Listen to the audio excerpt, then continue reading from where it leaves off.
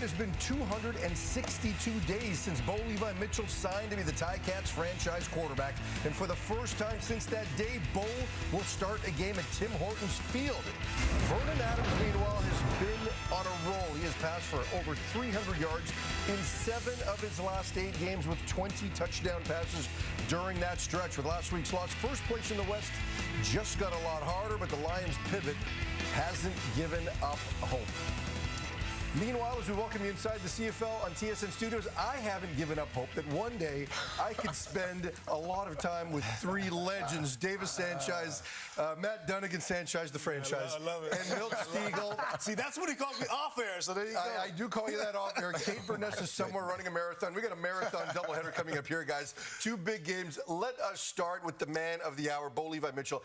Look, guys, he looked good in limited action. He's expected to play a half in this game, and he's got Scott Milanovic as his play caller for the first time because he missed last week. So what are our expectations for Bo?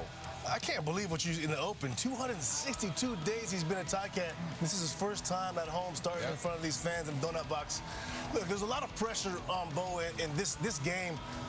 These Ticats, period. So I expect a motivated performance. You heard a sold-out crowd here. So I expect this team to be motivated to come out, including Bo. On the other side, I wonder how much motivation for these Lions, just knowing that it's a tough task to beat Winnipeg and get over and get number 1 seed. Long way to travel, play over here, full house. Hamilton's paid a lot of money to catch lightning in a bottle with Bo Levi Mitchell, and it's been that long. And I really like what I'm seeing with the Hamilton Tiger-Cats, and I like the way that this quarterback trio, and I say trio, is shaping up, Milt, because I think it's going to take all 3 and get Bo up to speed with his presence in the locker room, with Schultz and Powell. I like them moving forward. Hamilton Tiger-Cats may be the hottest team in the league right now. We talk about Bo, we talk about Schultz, we talk about Powell, who's ever in there. They got to make sure they continue to get in the ball to maybe one of the hottest players in the league right now, Tim White. He's playing some great football over the last 6 games, almost 600 yards, 4 touchdowns. Get this man the ball, regardless who's at quarterback. Absolutely. Yes. As we mentioned, it is the 3rd time this season Tim Hortons Field will be sold out, and they are all here to see this guy.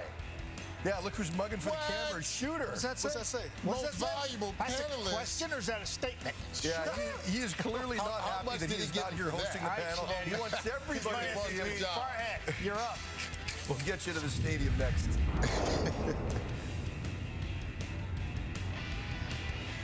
Thank you, Farhound, and welcome to spooky season in the CFL. A little black and orange on Friday the 13th at Tim Hortons Field. But all Hamilton cares about tonight, Dwayne, is taking the mask and the bubble wrap off of one Bo Levi Mitchell as he gets his opportunity to have a home start for the first time somehow, some way here in 2023.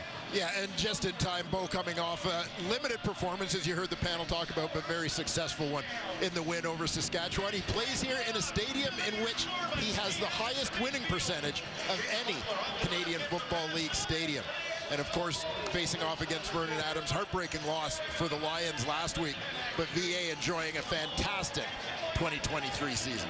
Rick Campbell excited about the opportunity to go across the country here, has a lot of belief in this group. They invested early and often, and he believes it's paying off in an 11-5 record so far. And Orlando Steinauer, head coach, of course, the Hamilton Tiger-Cats, his next win here in Hamilton will be his 40th as head coach of the Tiger-Cats. And the difference, he said, between earlier in the season where there were some letdown games and last week when they had a huge victory on the road in Saskatchewan, he just said people are playing better together, experience of being together, believing in each other, and the consistency of dipping into the waiting room, as he calls it, the practice roster. We'll see how they look here tonight at Tim Hortons Field to kick things off in Week 19 as the BC Lions won the coin toss, got possession of the football, and out comes Vernon Adams Jr., who is on an absolute heater when it comes to yardage over the last 8 weeks.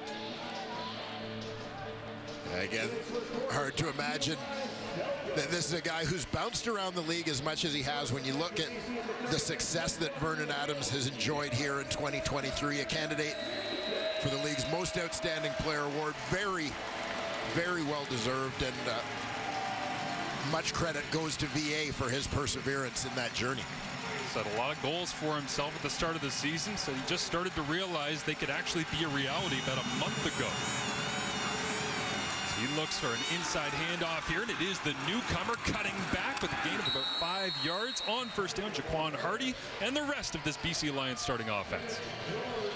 And on the offensive line, Brantford's David Neville gets the start at left guard, one of the Canadian Football League's largest players, 6'9", and as you mentioned, Jaquan Hardy gets a look at the running back spot this week. Been on the practice roster. Taquan Mizell is off this week. After the run to Hardy underneath, they'll find Lucky Whitehead for the first time in the ballgame up near the 50-yard line. Little check down crosser, and VA gets his first completion of the evening. Lucky Whitehead on the outside, left side of your screen. So we get the spider cam look. VA's view.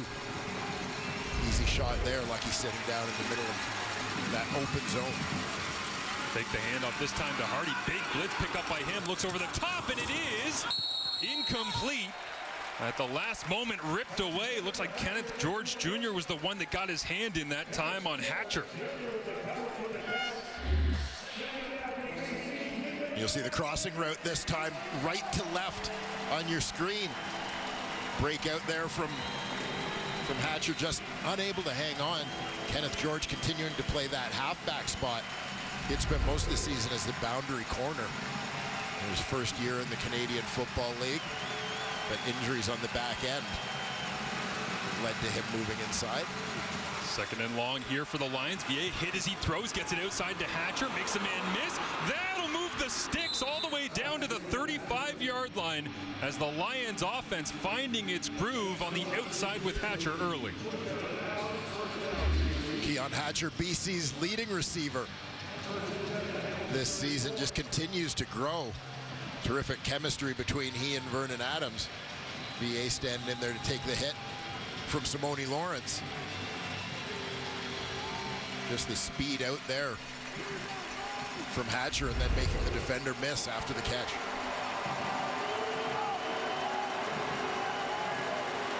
Javon Catoy in motion will block here as they go outside handoff to Hardy. Cuts back. It's wrapped up and brought down by Jameer Thurman, the leader of this Tiger Cats defense. We'll take a look at the rest of this group. Casey Sales has proven to be terrific signing coming over from Winnipeg, among the league leaders in knockdowns from the defensive line position. Simone Lawrence enjoying a healthy and productive 2023 season from his usual weak side linebacker spot. And as mentioned, Kenneth George Jr. demonstrating some versatility as injuries have led to him moving to a new position here in his rookie year. VA with pressure on, wrapped up, now he's brought down. Has very nearly escaped the clutches, but Malik Carney finishes him off.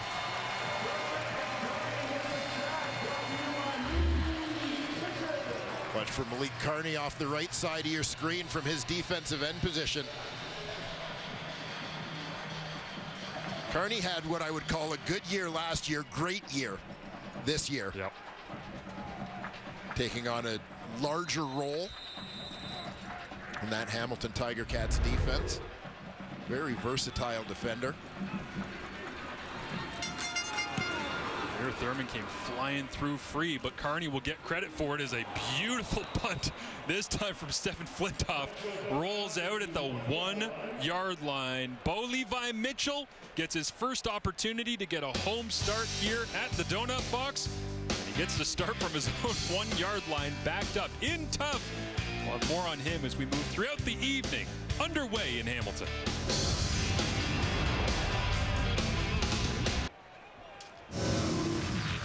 Levi Mitchell last week got an opportunity to get some action in Saskatchewan, a place he knows pretty well, obviously, from his time in the West Division with the Calgary Stampeders. What did you think, Wayne? Yeah, it was obviously good to see Bo looking sharp, looking a little bit more like the Bo Levi Mitchell that we've seen through much of his career. A little bit different role, obviously, as a little bit of a part-time player last week, sharing the role, but something he certainly seems to be embracing. Love talking to him this week where he said, listen, I don't think I'm going to win MOP this year, so I might as well just try and win a Grey Cup. As he'll get his opportunity here, backed up deep in his own end. They'll begin with a handoff and carve out some running room right between the tackles. That's James Butler, as we see this Tiger Cats offense that's allowed Butler to be a 1,000-yard rusher this season. Yes, sir, and you'll lean a lot on these guys tonight, the offensive line. We'll keep an eye on the tackles. Jordan Murray, Tyrone Riley, facing off against a pretty good Lions pass rush in the receiving core. Keandre Smith has been hot the second half of the season, about 2/3 of his yards on the season. Close to 600 yards for him so far, coming in the last 7 games. Pressure look up front from the Lions. Again, they'll run right into it as Hamilton just trying to pound their way on the first couple plays of the ball game. Bola Combo in there to try and stick it as we get a look at the BC defense, and they will move the sticks.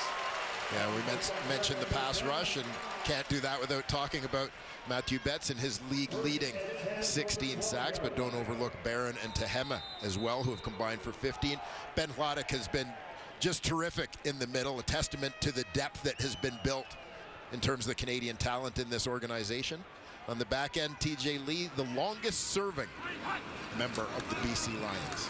Bo gets his first throw here to start at home and gets it out to Keandre Smith as he gets wrapped up quickly. But to your point, Dwayne, about Keandre Smith, he's gotten closer and closer to the football. Wide side wide receiver, Yes. He's been slot back. He's all over the place. They're trusting him more, and he's getting more usage. Yeah, that's exactly it. It's about earning a bigger opportunity based on what he's done. Here you see him lining up in the box.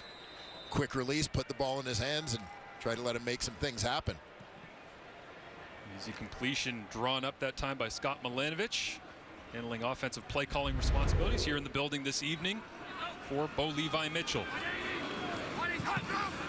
Blitz off the edge. Bo gets it away, tipped up in the air and knocked down, incomplete on 2nd and 3. So the punting unit will come out for Hamilton.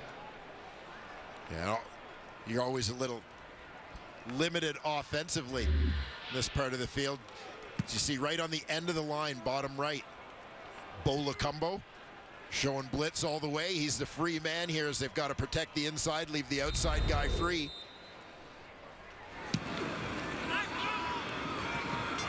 Bedvik sends this away just across midfield. Terry Williams picks him up and puts them down. Puts BC in plus territory, 3rd in the CFL in total punt return yardage. And the punting battle back and forth. First 2 possessions between these 2 clubs. Advantage Lions with a short field and an opportunity to put points on the board when we return. Oh, what could have been for the BC Lions in a tightly contested late-night matchup out there on the West Coast. Dominique Grimes, Evan Holmes sitting inside, little in-breaking route. I'll catch this ball. Oh, look, I might score. Yeah, could have been the buzzer beater. The instructions were to go down, set up the field goal, leave us some time on the clock, but in his defense, he thought he could get there for the touchdown. He didn't. Didn't work out in overtime. Tough choice, tough break. I don't know how you're supposed to not take a shot to the end zone. They go back to Rhymes and this time overshoot him in front of the Tiger Cats sideline. But how are you supposed to not run to the end zone when your entire life coaches scream at you, score, get in the end zone? Well, exactly. So instinctive as we take a look at Dominique Grimes on that last play. The intended receiver just a little out of his reach.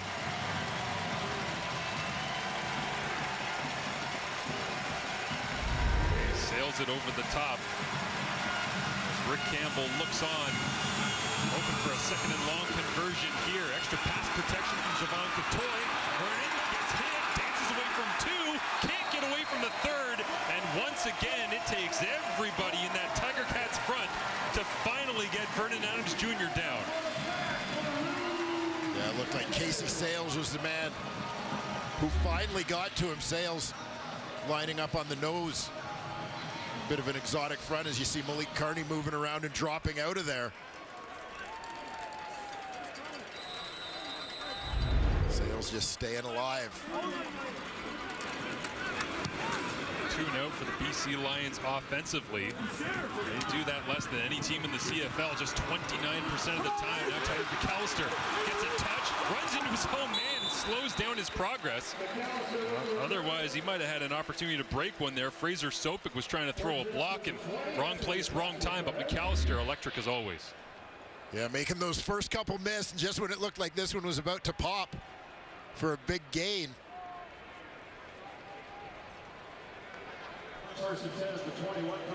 Here you see the collision, all the traffic on special teams. See McAllister's numbers and how productive he has been since joining this lineup. 29 targets, 26 catches. He'll line up in the backfield here alongside Bo Levi Mitchell and flatten out. They'll get the football into his hands once again. He's wrapped up quickly that time along the sideline. As it is, TJ Lee, the veteran, making the play.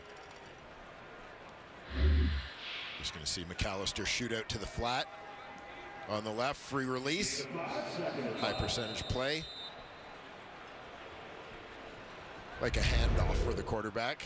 Long distance handoff for a gain of 5. Scheming it up for Bo here a little bit. Dwayne is just trying to get the ball in the hands of his playmakers. It leaves them with 2nd and 5. Pressure look. Lacombo blitzes once again.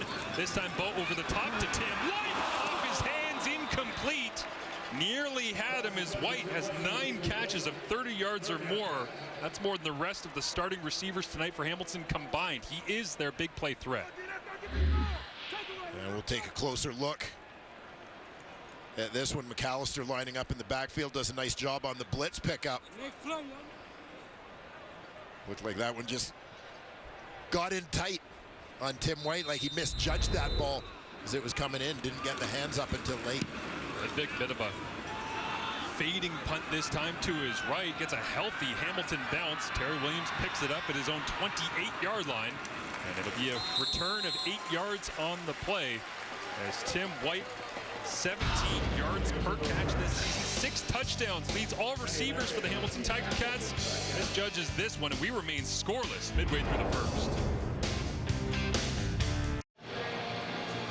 Jaquan Hardy making his way off of the practice roster onto the active roster, smiling in the huddle, having a good time in there, bouncing around, and says he's picked up the CFL game pretty seamlessly. I gotta admit, I was a little worried this week when I saw media availability Jaquan Hardy had, where they said, have you understood the differences in the CFL game? He goes, it's pretty much the same. He's looked pretty good so far, though, tonight. You know, sometimes for a running back, as long as they're handing you the ball, that part is pretty much the same. But that's about where the similarities end. They look play action to Hardy here. Vernon thought about running, slings it outside. A little sidearm release to enter that time as he gets up near the first down marker, and they will move the sticks on first down. So Jaquan Hardy you saw from D2 Tiffin University. Can you name 2 other current CFLers who've played at Tiffin University? I feel like there's a defender I should know. No? We'll come back to Dwayne's trivia in a second. Let's see. Yeah. Scariest thing in the world when Dwayne Ford says, I got a trivia question for you here in a second. Throw underneath. Katoy continues his success. 24th target over the last 7 games now. Catching over 88% of those passes. And you can see Katoy lined up in the box. He's often involved in the blocking schemes here. But just hooks across the board as they spread out that defense. Glad to hear Javon Katoy on Thanksgiving Monday chosen by the panel as one of their favorite side dishes. Those sort of overlooked players in the league. Definitely one of my favorites to watch. Great to see him be productive over the last 6 weeks as this time VA looks over the top, plenty of time, now checks it down underneath. It is Hardy out of Tiffin, cuts his way back to the 45. 2 stiff arms and refuses to go out of bounds. And here's where we get not only the great highlight cutbacks and the fresh legs of a late season running back, but also just Vernon Adams Jr. reading it out patiently. Yeah, good protection up front as Vernon's got plenty of time. Nothing's open downfield. But gets it underneath, and we get a look at the open field talents of Mr. Hardy, who shares the same alma mater as Antonio Pipkin. And Boris Beatty actually also spent some time at Tiffin before transferring to Laval. Did not know that. Boris Beatty of the East Division regular season champion Toronto Argonauts is. It's like Jonathan Kongbo was down for a second on the field. Straps the helmet back on. And the short yardage unit out on 2nd and inches. Roll into the right-hand side.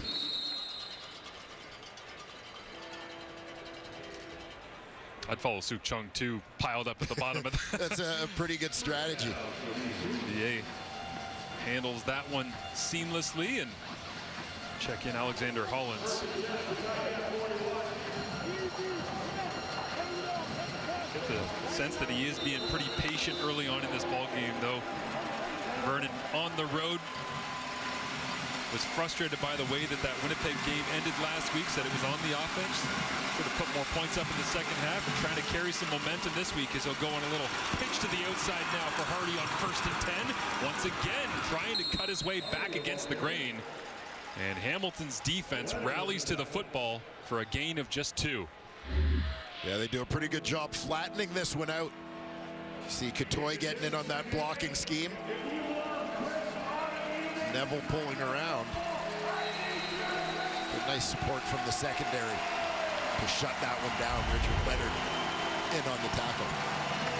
Frustration that time from Vernon.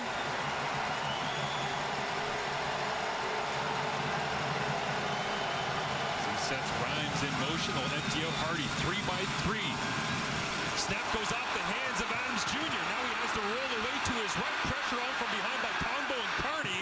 And VA just fades this one in the direction of Lucky Whitehead, incomplete.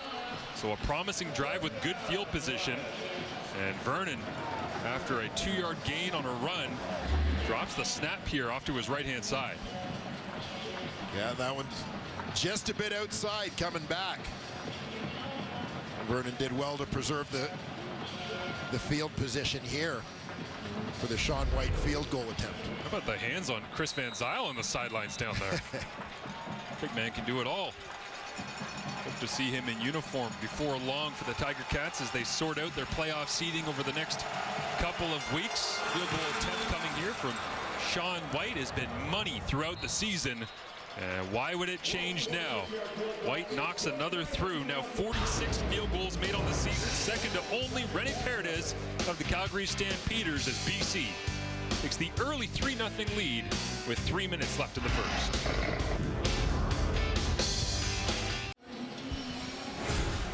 For Bo Levi Mitchell, it has not been the smoothest of seasons, but it was a win number 92 after getting the start last week against the Saskatchewan Roughriders. For more on his journey here in Hamilton for the first time here tonight, it's Matthew Shinetti. You know, Dwayne, you were speaking earlier about Bo's willingness to accept what Hamilton's quarterback situation is right now. Maybe we heard that for 2 reasons, guys, this week.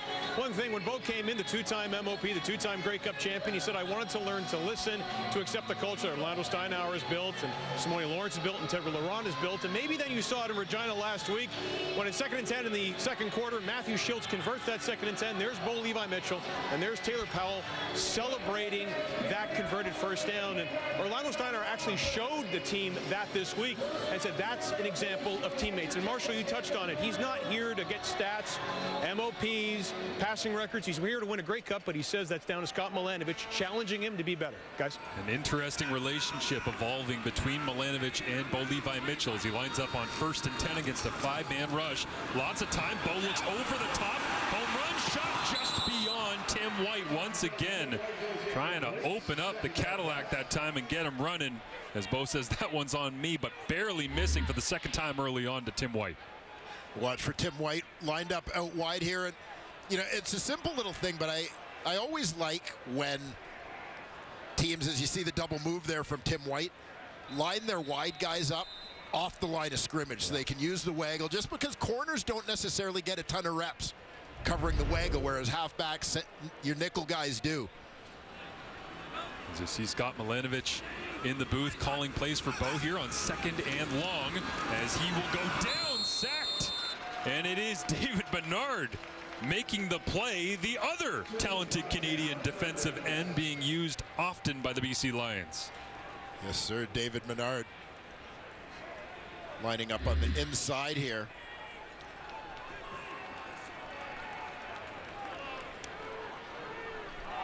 Guy who's originally a BC draft pick.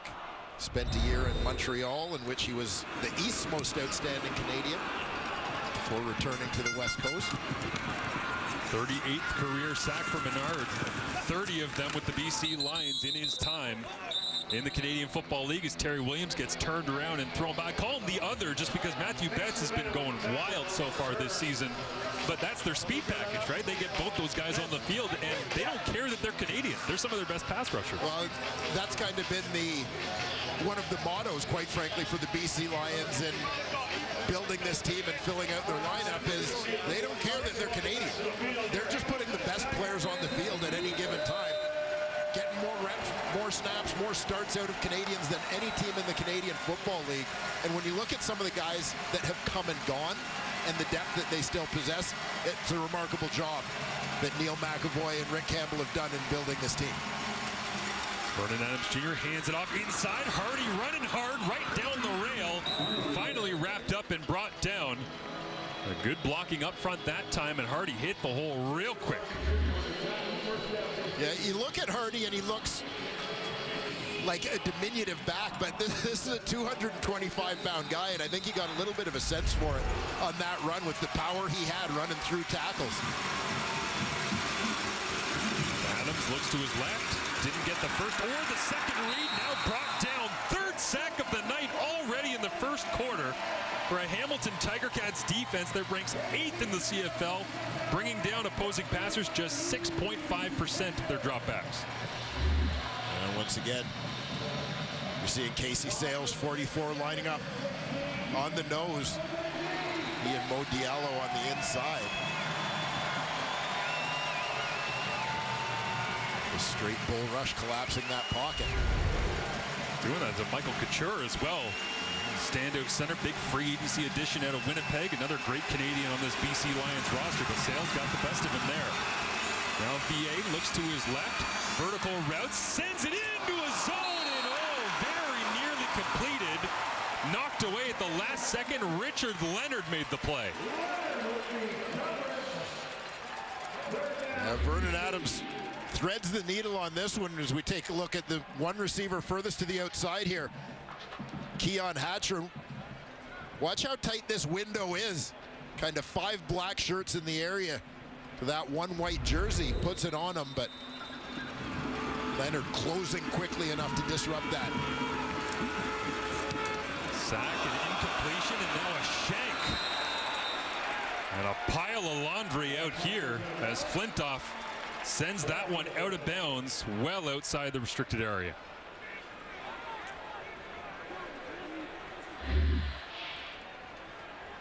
And sometimes a drag when you're a punter, the way things even out, as he had that magnificent bounce to pin the Ticats down at their own 1-yard line earlier. Maybe gets negated by this one. What have you done for me lately? Our lead official tonight, Tom Valesi, refereeing. Illegal punt out of bounds, BC. We'll add 10 yards to the end of the kick. First down.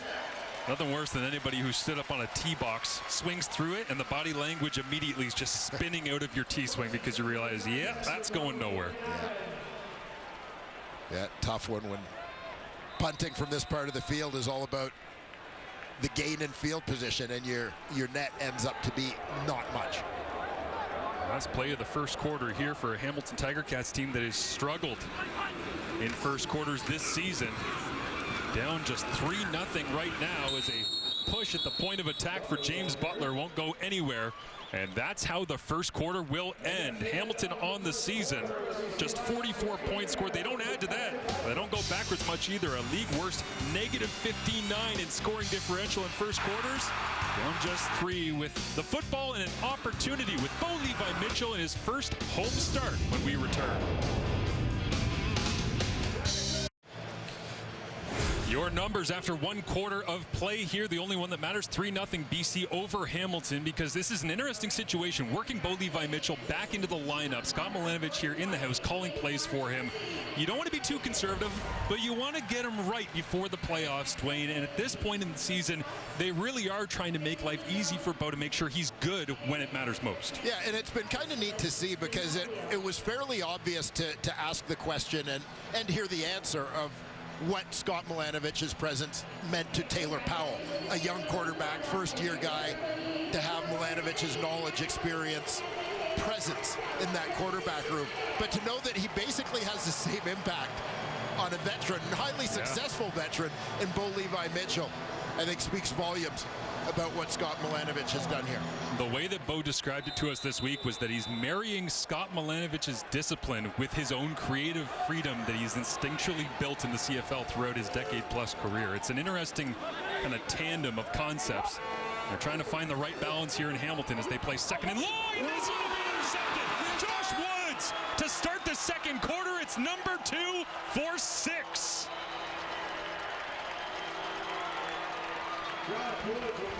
Well, this one by design was meant to be an easy throw. But Bo off the mark, Josh Woods reading his mail. Woods kind of hiding in behind the defensive line and then sneaking out there to follow Tariq McAllister. You talk about a pass being picked off. This one was really picked off. Emblematic of some of the early season struggles. Bo throwing 9 interceptions before he had the late game injury against the Ottawa Redblacks on the road. Had 5 in that game before he got hurt. In his first game back last week, trying to work him in. That one will be frustrating in the moment and on film, no doubt, as Woods and the BC Lions celebrate with the extra point, extending their lead to 10.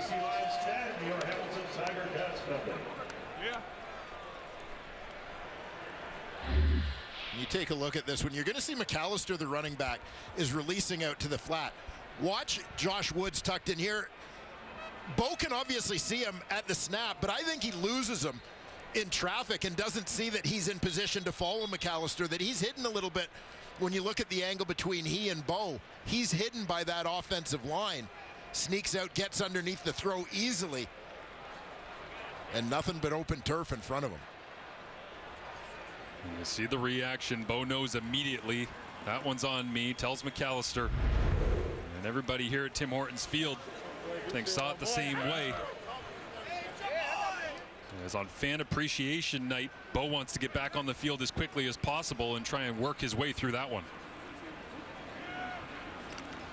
Yeah, tough one for an opening quarter in which BC dominated the time of possession. Ticats only trailing by 3 coming out of that first 15, probably feeling pretty good about where they were at. Then to have that defensive touchdown to open the second quarter, it's a big one to shake off. So Hamilton gets possession back here, now trailing by 10 as McAllister leading the CFL. And thought for a second that was actually the football, but McAllister slow up onto his feet as his helmet came loose on the kick return. I was about to say he leads the CFL in average, but that was a thump at the point of attack. Well, and bear in mind as you see the hit up high from Adrian Green, the Lions safety. Think about how much we've talked about McAllister in this game offensively for Hamilton, how important a part he has been of their game plan. A tough one for the Tiger Cats and their lead return man.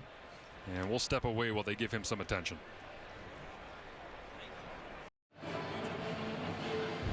Well, Adrian Green, former 4th round pick in 2022, was the one who laid the hit up top on Tariq McAllister. You saw the helmet come flying off, and they've looked at it. Tom Valesi has an announcement to make, it looks like, down at field level. Major foul, unnecessary roughness. BC number 23, 15-yard penalty, automatic, first down. Pretty clear, high hit, helmet-to-helmet contact. So that's going to boost the Ticats starting field position here. But again, as I alluded to, Tariq McAllister has clearly been a big part of their game plan coming in. Unique skill set. So they're going to have to change some of what they're doing, at least for the time being. They'll go inside run here. First play for the offense after Bo Levi Mitchell threw the pick 6 to Josh Woods and gets stacked up. Hamilton has struggled on first down throughout the year. Just 6 yards per play. The only team that's worse is Edmonton so far this season. Leave themselves in a lot of difficult downs and distances. And you see 87 checking into that offensive huddle for Hamilton. Darrell Walker, CFL veteran, recently signed by the Ticats, activated this week, so getting his first action in black and gold. 3 catches this year for Saskatchewan before he was injured. Got released once he returned. As Bo Levi Mitchell on second and long looks over the top. It is Tim White making the grab, and that'll move the sticks. A big one from Bo coming off that interception to the outside. Yeah, these two have tried to hook up to stretch the field a couple of times previously in this ball game. This time they're able to connect. White pushing it downfield before that break to the sidelines, working against Marcus Sales. A nice chunk play there for the Cats to jump into field goal range. Be a difference in personnel package as well. Extra offensive linemen in the game with McAllister down and out as they hand off. Off tackle goes Butler. And bouncing off bodies before Manny Rugamba finally brings him down. And here you see loading it up. 7 in the box with Keandre Smith, the slot moving in there as well. 7 blockers up front. Good execution there to create this second and short situation. Kai Loxley checks into the ball game here for Mitchell. The 3rd string quarterback handling these duties. Plunges his way to the right over the top. First down Hamilton. Interesting to hear Orlando Steinauer say you don't usually have a guy who starts and the next week doesn't even dress, but Schultz coming back, Bo Levi Mitchell back in the lineup, and he said Kai Loxley has locked down the 3rd spot on our team for this reason. Yeah, a very specific role as the short yardage quarterback, and you know, sometimes as observers of the game it's easy for us to take for granted running those short yardage plays and sneaks, and oh, it's just a yard at a time, 2 yards at a time, you're just plunging forward. Anyone can do it, right? Well, I can speak from experience. Not everyone can do it. Not the most fun. But Loxley moves the sticks that time as Bo with pressure on, gets it away, and nearly had Woods headed the other way for another house call if Tim White doesn't get a hand on that one.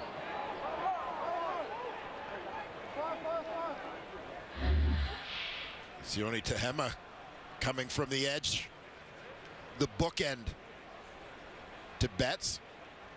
Comes into this week with 7 sacks, and you saw just caught the offensive lineman leaning a little bit. Dayton Black, you're trying to be light on your feet out in space against some of these speed rushers, and sometimes the speed rushers catch you with the power. Now on second and long again, a flag comes up as it's completed short of the sticks. That time it goes out to Terry Godwin as Bo is pointing first down, and maybe somebody got him after he got rid of the rock.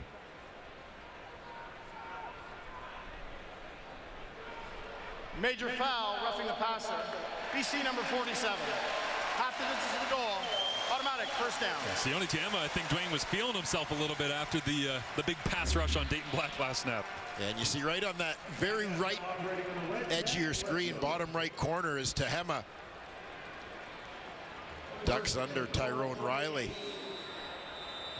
Comes in, making that contact a little late. So the Tiger Cats deep inside the score zone now. Ball spotted at the 8-yard line. Felix Grongoche, the fullback, is in. Crosses the formation. They'll hand it off inside. Butler bouncing off one tackle and brought down at the 5-yard line. So second and goal from the 5, and Scott Milanovic, what will he dial up here? Darrell Walker runs off the sideline immediately. And the Ticats looking to create some misdirection on this one with the fullback shooting out to the flat. Bo, you'll see him follow through with that pass fake. Try and hold the edges, keep those run lanes from collapsing down on the former Lion, James Butler. Bo threw his 10th interception of the season. It went for a touchdown the other way. He's got 4 touchdown passes on the year, looking for his 5th here. Mitchell looks to his right, slant route, underneath, complete. Touchdown, Tiger Cats, Terry Godwin.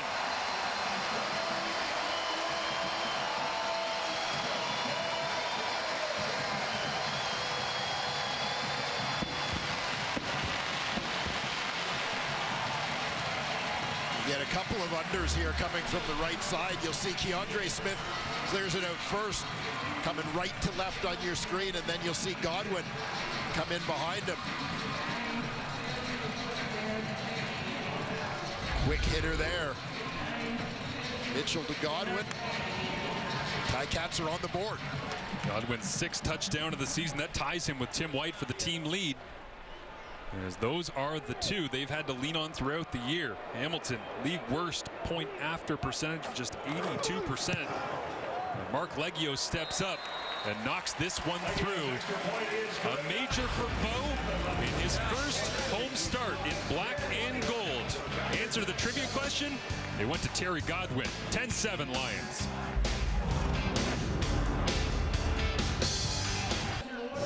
Well, what do you do after you throw a pick six? You come out the very next drive, you go 8 plays, 57 yards, and 419. Couple of nice second and long conversions. Move the sticks and find the end zone. Nice little response here from the Tiger Cats. Yeah, and you've got to like the response, and it starts with Bo Levi Mitchell, and you could almost start this highlight pack with him after the pick six, kind of tapping Tyreek McAllister, saying, "That's on me. We're good. We got this." And he comes back and demonstrates, "Yeah, we're good. We got this." Terrific drive put together by the Cats there. Close the gap to 3. Leggio with the ball on the tee. BC gets possession back on a 13-degree night. Clear skies here in Hamilton as Terry Williams returns it out to the 39-yard line. For my Bills last week against those Jags. Jet lag. Just jet lag. The Jags got to be there all week, and Buffalo showed up late. Josh Allen had too much caffeine and threw an interception. That's all right. Got the Giants on Sunday Night Football. This week back at Orchard Park, not far from here at Tim Hortons Field. And Vernon Adams Jr. looks to his right, comes back to the left, now back the middle of the field all day long for BA. And a first down on first down as Alexander Hollins, and the progressions on Vernon right now just as smooth as ever. Yeah, and fascinating to see, for as much as Vernon Adams has seemed to be in sync with his receivers throughout this season. It was interesting to hear him tell us this week. It wasn't until about the last month or so that he started to feel like this was his team. Said it still felt like Nathan Rourke's team to him for the longest time. I found that incredible considering the amount of success he's had end of last year and start of this season. Now we'll go with a little jet sweep pop pass underneath. Get Hollins involved once again in another big chunk here on first down for the BC Lions offensive attack. But I found that so surprising to hear Vernon say that, because he has been kind of the face of this, but he just said, no, it's taken a long time to believe. Yeah, and especially when you consider, I mean, he brought everybody down to train with him, all the receivers to train with him, work out with him in the offseason, build that chemistry, and it certainly would appear that they're all on the same page. There's a closeness there of this group. But I think it probably speaks a little bit to the humility of Vernon. Handed off here, going around the edge. Lucky Whitehead stumbles as it looks like the turf tripped him up before anybody in black and gold could. Now watch for Whitehead. Starts off out in space here.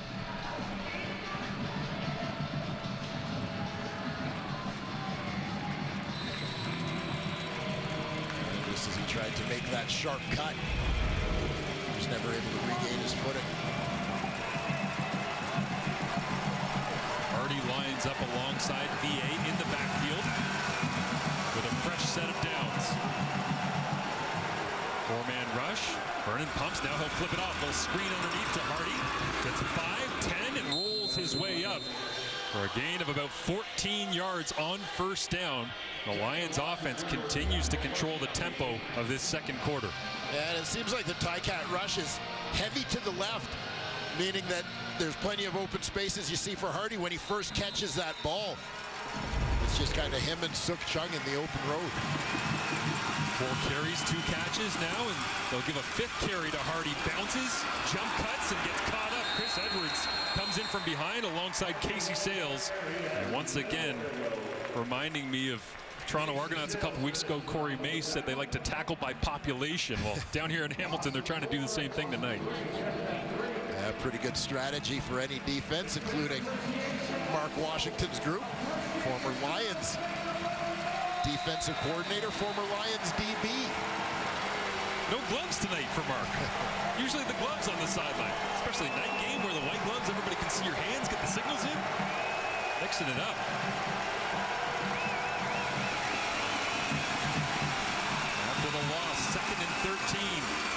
just rushes 5. Javon Catoy makes the grab, and he will get a first down inside the 20-yard line. Goes Catoy. Almost looked like he was surprised nobody was there to hit him, Dwayne. Yeah. Catoy, big target. Hailing from Calgary, but became Lions property as he played his junior football.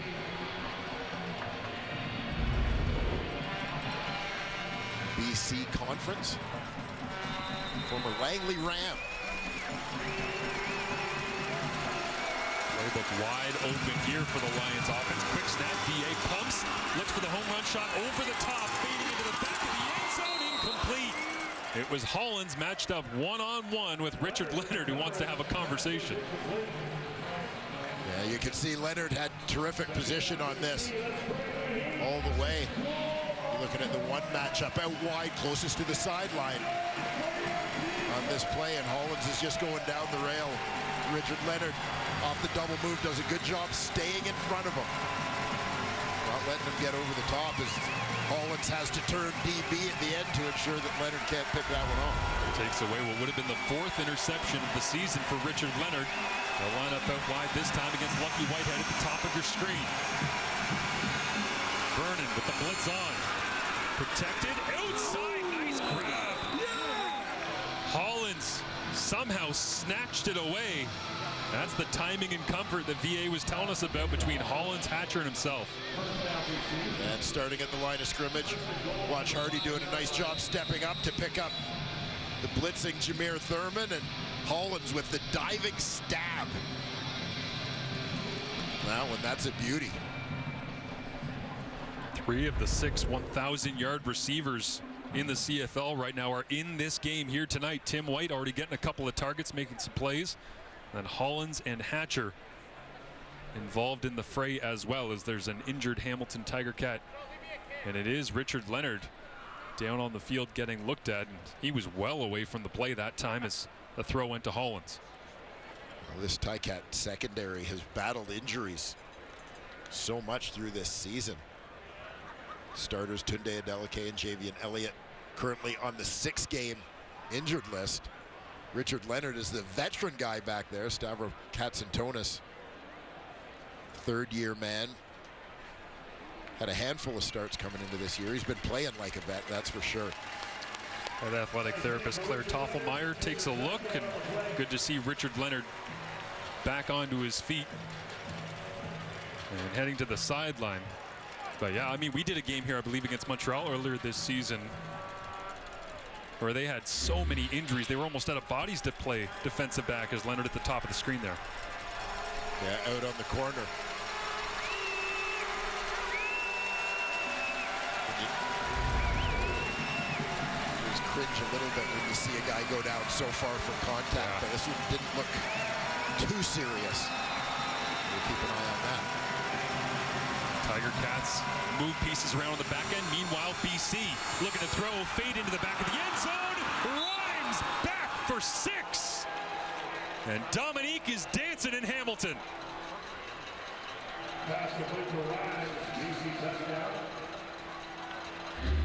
We'll follow Dominique Rhymes.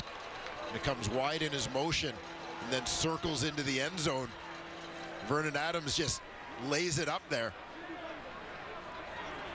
Great separation in short time.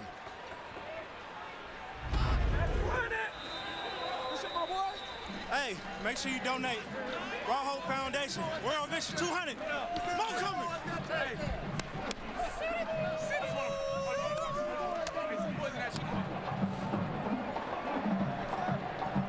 BC Lions expand their lead with Dominique Rhymes, who seems to enjoy playing football games in Ontario. Used to play for the Ottawa Redblacks, had 2 touchdowns earlier this year on the road in Toronto. Got another to add to the tally. Lions up 17-7.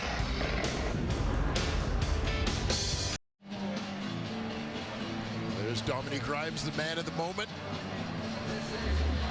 With that touchdown, it seems like basically on this play, you take a look at Rhymes, he's going to motion to the other side on this play. But basically you've got Whitehead running a sort of a hook or a hitch on this side, Hatcher fading on the other side, and they're basically saying, Dominique Grimes, you have the entire end zone to yourself.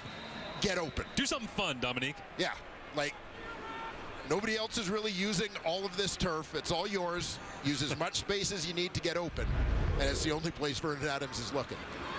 30th touchdown pass of the year for Vernon Adams Jr. tracking down Zach Collaros, who has 32. Going into this week is Tyreek McAllister back on the field. Good to see him after leaving with injury, getting popped, and his helmet coming off earlier on in this half as he returns this one out, and they'll spot it just outside the 25. But this is Jason Tucker, receivers coach, working alongside Whitehead, Vernon Adams Jr., Dominique Grimes.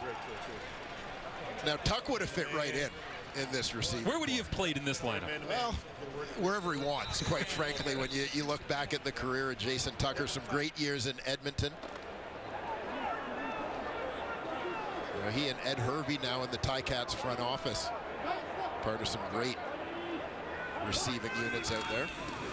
Well, Levi Mitchell hands it off inside, and Bo expected to just play one half, so you think he might have this and maybe one more possession. You never know in the final 3 minutes of a CFL half, but right now he's sitting at 5 of 10 for 46 yards. The touchdown pass that he just had to Terry Godwin, and of course the interception that went the other way for a major. Yeah, and it just seems to be a matter of sticking to the plan, quite frankly, for the Hamilton Tiger Cats in terms of how they choose to deploy their quarterbacks. 2nd and 7. Mitchell over the middle. Tim White makes the grab, cuts across the 50, and a first down for Hamilton. As we hit the 3-minute warning in Hamilton. 17-7, the lead for the BC Lions, but Mitchell trying to send a message in what could be his debut and perhaps finale at the end of the first half in Hamilton.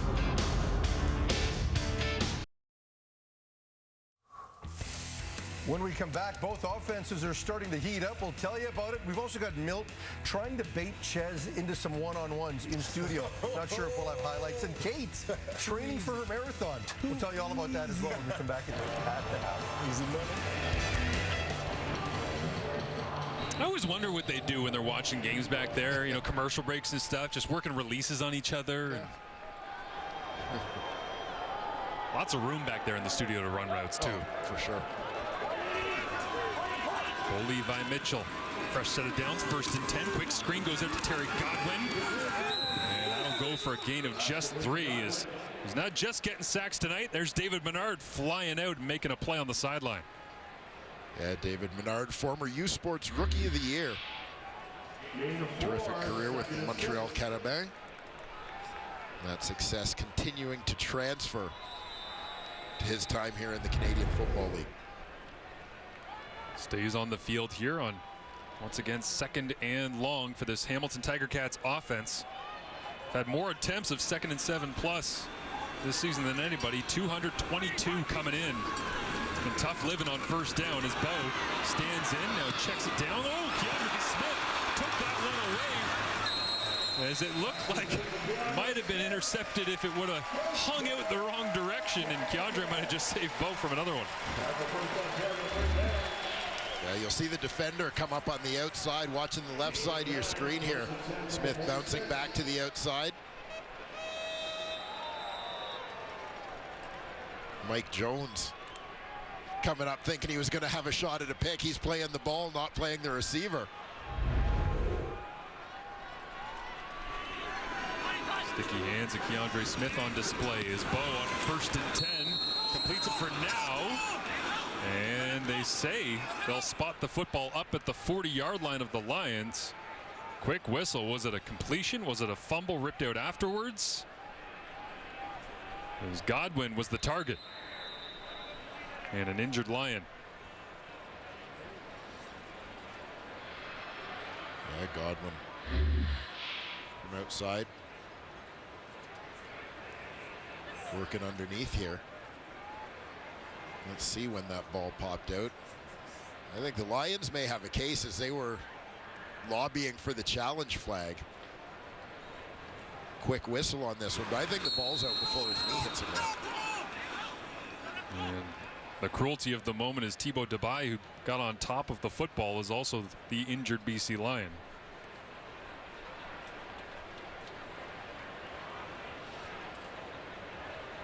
And getting word that forward progress was ruled, so the command center not jumping in on a potential turnover. Is good to see Debye up onto his feet as Rick Campbell gets the explanation there on the sideline. Quick whistle. Very quick whistle on that one. I agree. But Tom Valesi alongside Mike Benavides, and Rick Campbell drops the challenge flag and says, no, I do want to challenge. Yes. Talking through the circumstances under which he can He challenge. is challenging that the ball was fumbled on the play. We'll review the play. Likely wanted to challenge the incompletion. They said, no, it's going to have to be for the fumble. Yeah, and you can make a case here on this, the speed of the continuation of this play and it being recovered, that even with a whistle going, that you could make the case of this going in BC's favor. And was it out before he was spotted down? I guess how the whistle factors into this plays in as well. Yeah, again, there's the complication is the explanation that we received, that the whistle was blown not based on him being down, but based on forward progress being stopped. I don't know that the whistle went before the ball was loose. Well, the Lions 1 for 6 on challenges so far this season, and 0 for 4 when it comes to challenges dealing with their offense. This on the defensive side. The one place they've had success when Rick Campbell decides to chuck down some red laundry. Bo Lacumba with the heads-up play there to go after the football. Campbell got a look at it. It seemed like up on the Jumbotron here at Tim Hortons Field, and feels pretty convinced that he's got a good case to make.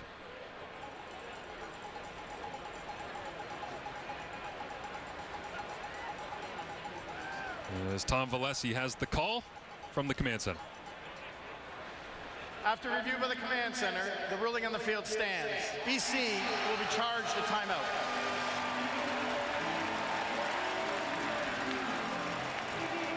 I remain unconvinced, but the call is what it is. So take away a timeout from the Lions for when they get the football back. And Bo Levi Mitchell gets a gain of 6 to Terry Godwin after all of that. 4-man rush. Bo fades to his right. Checks it down underneath. And Butler, second in the CFL in yards after the catch with 420 coming in. It's real close to the first down yardage required. Ben Vladek does well here to bring down Butler in space. The Hamilton running back was just starting to get up ahead of steam on that one. Might be a little thing for Tiger Cats fans, but that play is almost identical to the one that Bo Levi Mitchell injured himself against Toronto back in week 2. Roll to your right, check down to your right, and get tapped. Struggled with that early in the year coming back from it, but he's here healthy now as he looks on 1st and 10, out to the wide side and hacked down. That's Chris Osikusi, former Queens Gale, making the grab. Yeah, Osikusi, who spent last year with Edmonton, signing as a free agent in Hamilton this season. You'll see Mike Jones in the role of heat-seeking missile. Bo with a deep drop this time, looking for a deep out route, incomplete little bump along the sideline, and I don't think that Marcus Sales realized there's flags everywhere around him as he talks to the Hamilton bench.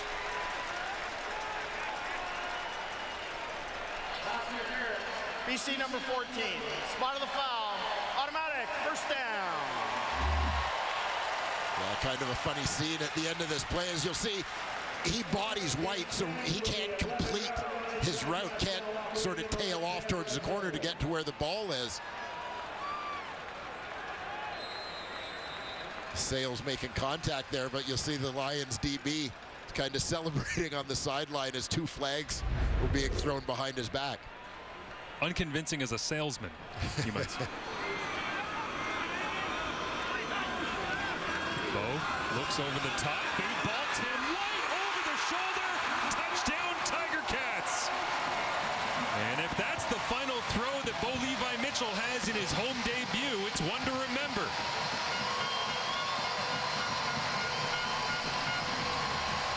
Yeah, we've seen it touch on some throws from Bo tonight that seem to be lacking in the early part of his Tiger Cat career. This one dropped in just perfectly to Tim White. Makes a nice adjustment as that ball is coming in. Mitchell heads to the sideline, gets congratulations all around. As Tim White will celebrate his 7th touchdown of the season. Some of the CFL's best pass catchers on display. Expected it coming in with 3 of the top 6 in terms of yardage. Rhymes has got a touchdown. Now Tim White's got a touchdown.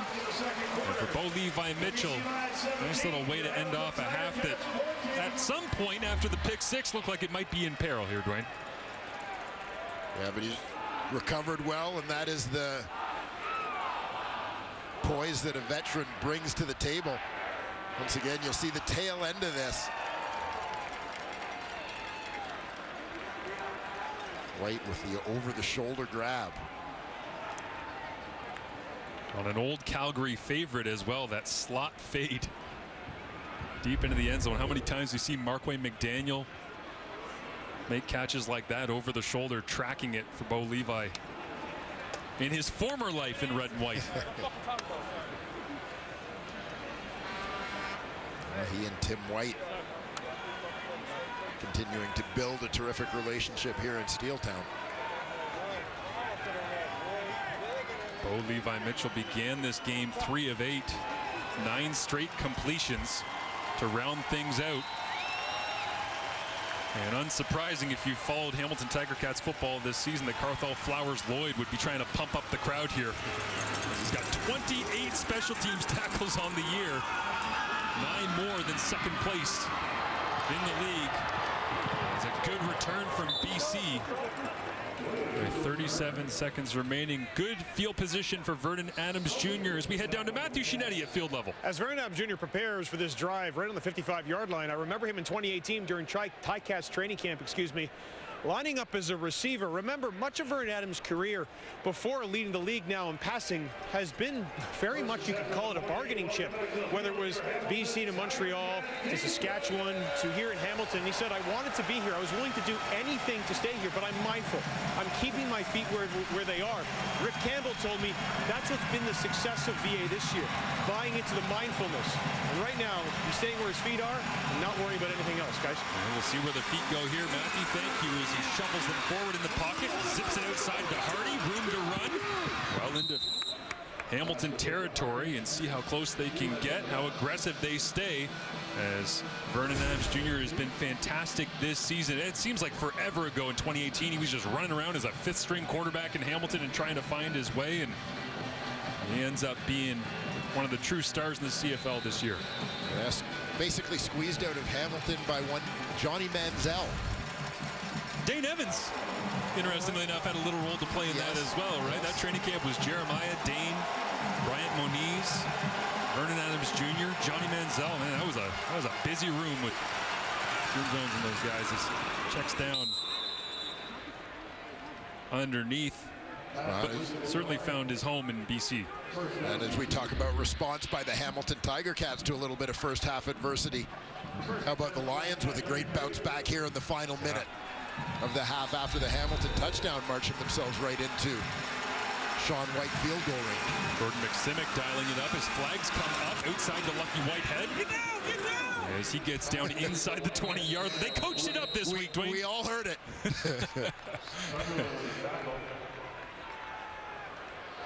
See what the flags are, but for now, Lucky Whitehead. BC number 4, 5-yard penalty. Repeat first down. That one hurts for Hatcher after Whitehead got a nice chunk.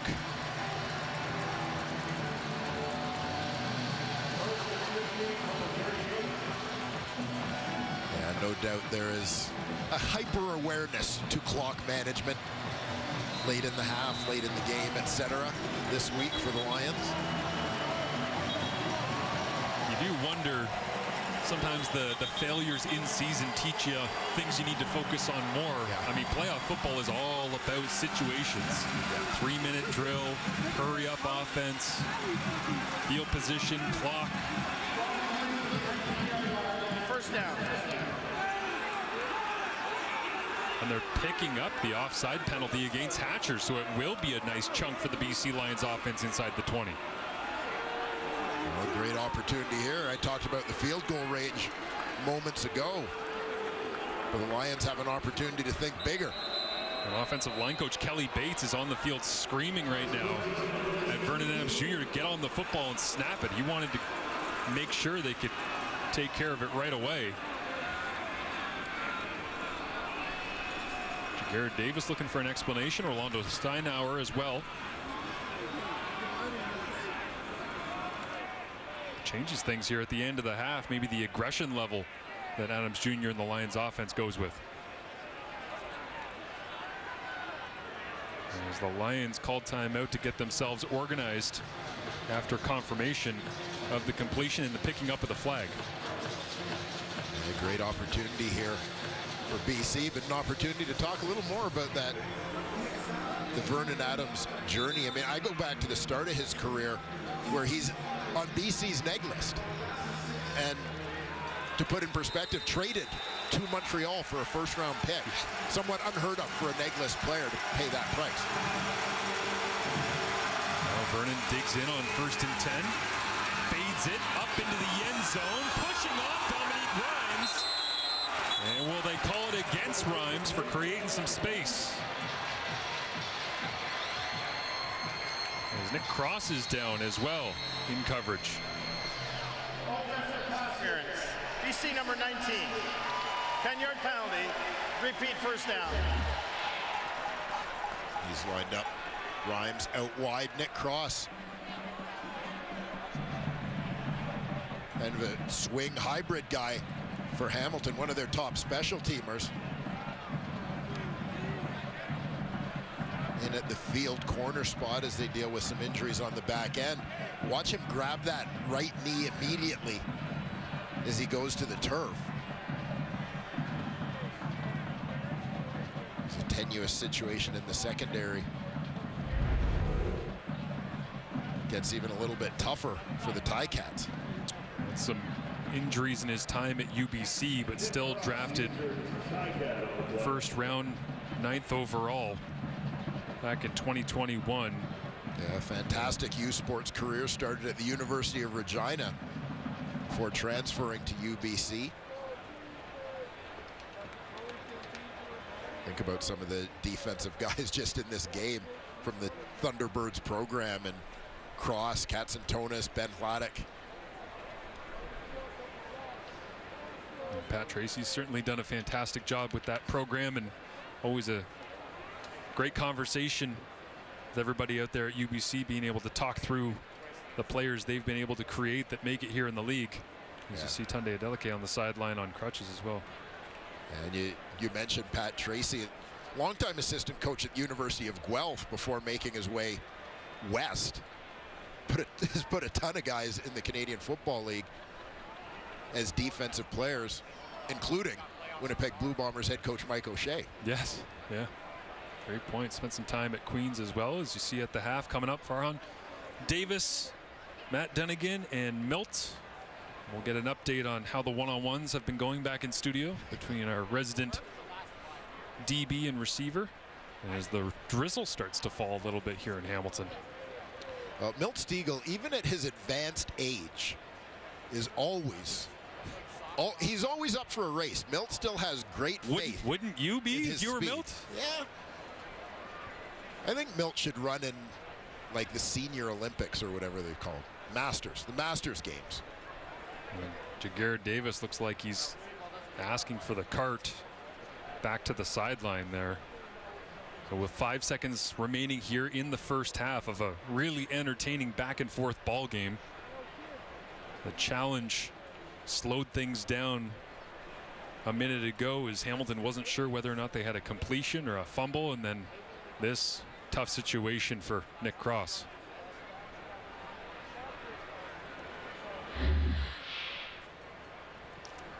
Take another look as Rhymes and Cross get tangled up. He's kind of trying to hold his ground as Rhymes gives him a little bit of resistance.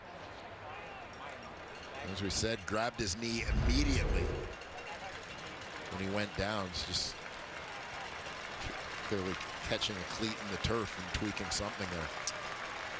Hate to see that for a talented young Canadian. Hope the best for Nick Cross as Orlando Steinauer sends some of his players that were out communicating with Cross back into the defensive huddle on their sideline.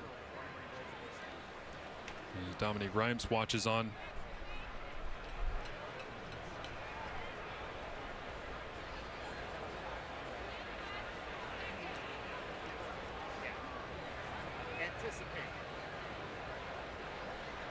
Orlando returning to the sideline after checking firsthand on his player. And to your point, the 6-game injured list in that defensive backfield. Tunde Adeleke, Javian Elliott's listed on there. Kyle Wilson's kind of a swing guy, is that weak side linebacker. He's been banged up throughout the year. So they have been in tough, rotating pieces and trying to find some consistency on the back end. And certainly with Richard Leonard being dinged, they were playing some players in different positions. And Nick Cross, unfortunately, in the jump ball battle against Dominique Rhymes that was flagged for offensive pass interference amidst the injury delay, will make his way off the field. And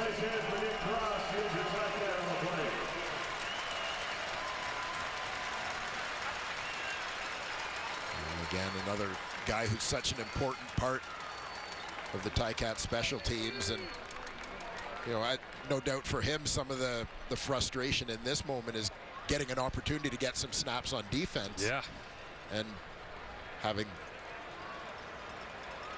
what appears to be a fairly serious injury occur early on. The thing every young Canadian wants and works for, work on specials as hard as he possibly can. We talked with his fellow UBC alum, as you mentioned, Ben Laddick, this week about that, just wanting to get on the field and make an impact.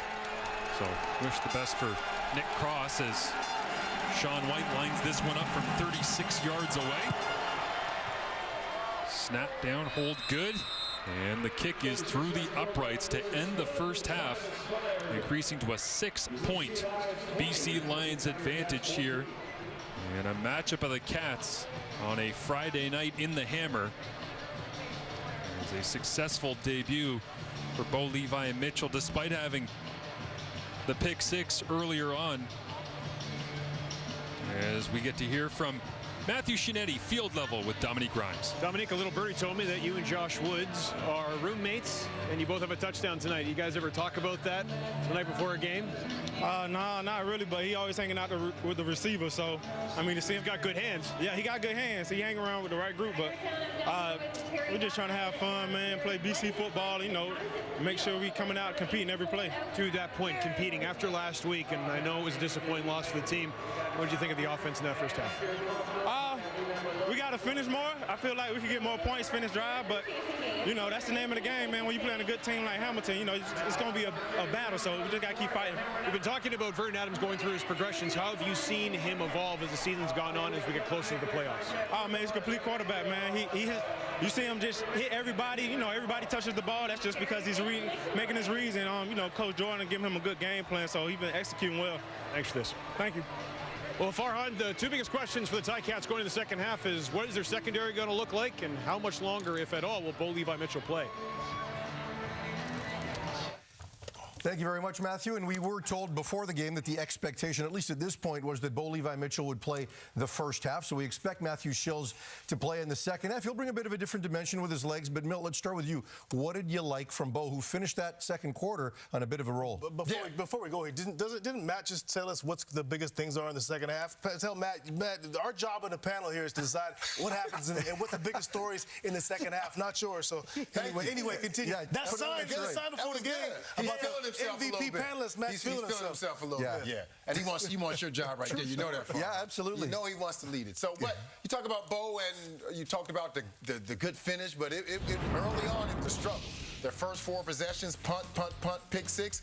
But since then, Bo was on fire. 9 straight completions. And I'm sure this is what they wanted to see. They wanted to see the progress continue from what we saw last week. And this is what I love more than anything. He's connecting with one of the best receivers in the league. You got to get him involved, Tim White. So I'm sure they're happy about what they saw so far. Like you talked about, we may not see him in his second half, but that was a good first half for Bo, especially the way he finished it compared to the way he started the game. Yeah, and Bo, the interception pick 6 was obviously, something that he didn't want, but it was a tricky play because it was zone coverage. Josh Woods did a really good job of kind of ducking behind. But the problem with this is Josh Woods hides does a pretty good job, but right behind him too, he throws the ball inside. Gary Peters also, when you're playing zone, all eyes are on the quarterback. So if Woods doesn't pick that off, Peters is either breaking it up, picking it off, or blowing somebody up. So in that situation, Bo needs to hold that. Obviously, like you said, Mill, some good bounce back from Bo. The pressure he was getting on the outside, Murray is getting beat at the left tackle. Murray, Tahima, and Betts and Menard. They might make the decision of who's going to be the quarterback here, because you can't have Bo back there because he can't move. And Schultz, to save his life, because those guys at the end, BC has really quick, athletic defensive ends, and they're beating Big Murray 59 off the edge. So Matthew Schultz, if he's in there, hopefully, he can move around a little more and protect himself. But Bo was in a tough situation there. No question. And Murray left him hanging several times. You got to shore that up. If you're an offensive line coach or a coordinator, certainly if you're quarterback, you're dialed into that. Let's clean that up. Well, hey, we talked about Bo's decent end to that first half. A couple of drives that were assisted by penalties of the BC Lions. But how about VA responding several times, too?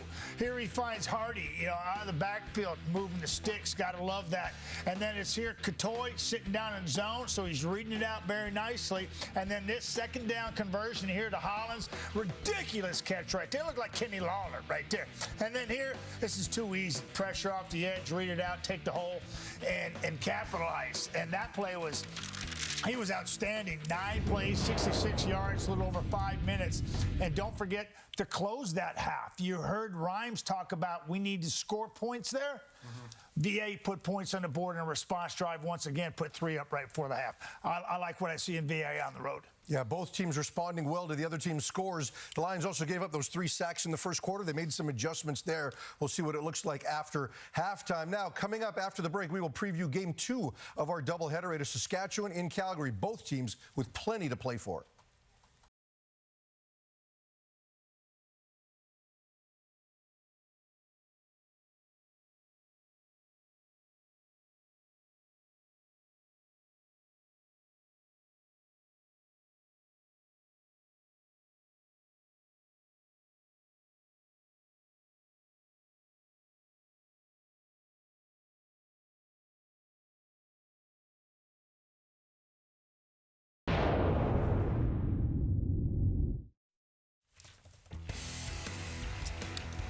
And coming up tonight, the second half of our CFL and TSN doubleheader at 9:30 Eastern. It is Saskatchewan at Calgary. Both of these teams have not enjoyed the last couple of months, but there is so much at stake for both of them. A playoff berth, the final spot in the West on the line. And for Calgary, just an amazing situation right now, guys, because not only do they still have a playoff berth at stake, they're still in control of their own destiny, and this is the destiny they want to avoid. Their first year without a playoff spot in the last 17 seasons, 05 to 22. The Stamps have made the playoffs. That is the longest active streak in the CFL and the 4th longest in the history of the league. Calgary will be eliminated from playoff contention with a loss or tonight or a tie against the Riders. And Matt, let's start with you. And just, can you imagine that, again, not only do they still have a shot at a playoff spot here, they're in control. Yeah, I can't imagine, because back in 04, we had a fabulous 4-14 season there in Calgary. and then in 05, they started that streak, and they've had a tremendous run. And what they're playing for right now are jobs. And, yes, they still control their own destiny, but I think more so than anything, 4-11 is very disappointing for this organization moving forward. And when you look at those two guys, brothers, I mean, they're both in a tough situation right now, and they're trying to keep their team locked and loaded. And guys, that's very difficult to do when you're 4-11 playing the way they have. But without Reggie Bagleton, I think Mark and Michelle has got to have a big game. Of course, Logan is back in the lineup along with Kadeem, Cash, and Carey. Those are the guys I'm leaning on trying to get this thing back on the rail so you can control your own destiny. You talk about 17 straight years. I want to dig even a little bit deeper and talk about head coach Dave Dickinson. He's been involved in the CFL since 1997. As a player, as a coach, he's never missed the playoffs. The only time he missed the playoffs was his 2 years in the NFL, and on that reason because he had David Sanchez as one of his defensive backs. That's the only reason. But I'm sure that's weighing on him. I'm sure he's thinking about that. He won't come out and say it, but I'm sure he's saying, I can't miss the playoffs either. It's shocking because you think about, they look back at that decision, the decision to move on from Bo and move to Jake, and thus far it has not worked out. I mean, and Bo hasn't had a great year. The injuries for him as well, but there's still hope, and that's what I see in this team is that I said it, the talent that they have, the ceiling that Jake has when he's playing well. If they can win, I truly believe they have a shot. So let's see if they can get in, and it starts tonight. Yeah, they've played 10 times against one another, Craig Dickinson and Dave Dickinson. So much more on the line potentially for Craig. No one's talking about Dave's job, but we'll get to that. First, we've got this game to get to, BC and Hamilton. Stats coming up.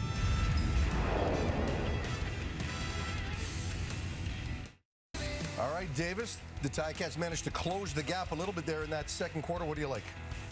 Only my mother calls me Davis. I like the BC Lions passing game. There's an issue here. Vernon looked pretty good. There's an issue with the secondary in Hamilton right now. So we see how that plays out with the injuries. P.S. announcement, Milt's going to the Senior Olympics. Second half coming up. I hate you and Dwayne Ford. Possessions between these two clubs.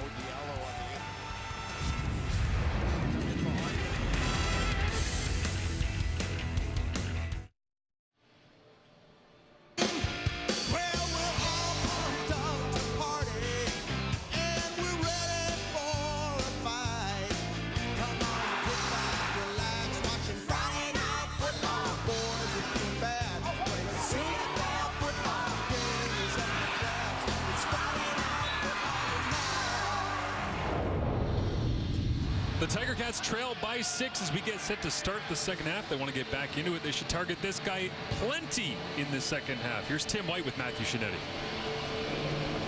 Tim, how did you feel Bo kind of progressed in that first half, especially, being able to push the ball downfield and get some long drives?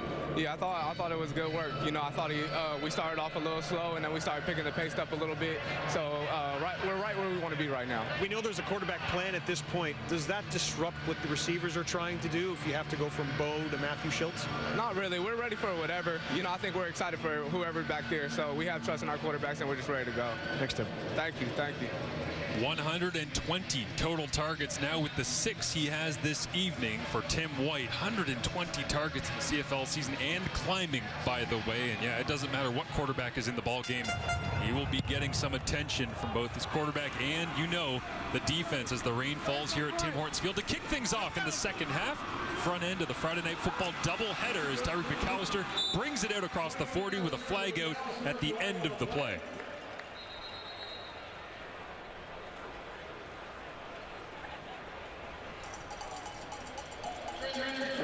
Holding.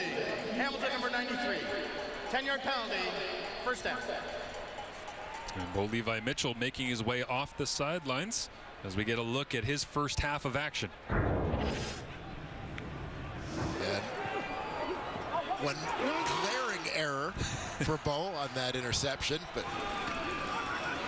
he owns that one, shakes it off, and comes back with touchdown passes to Terry Godwin.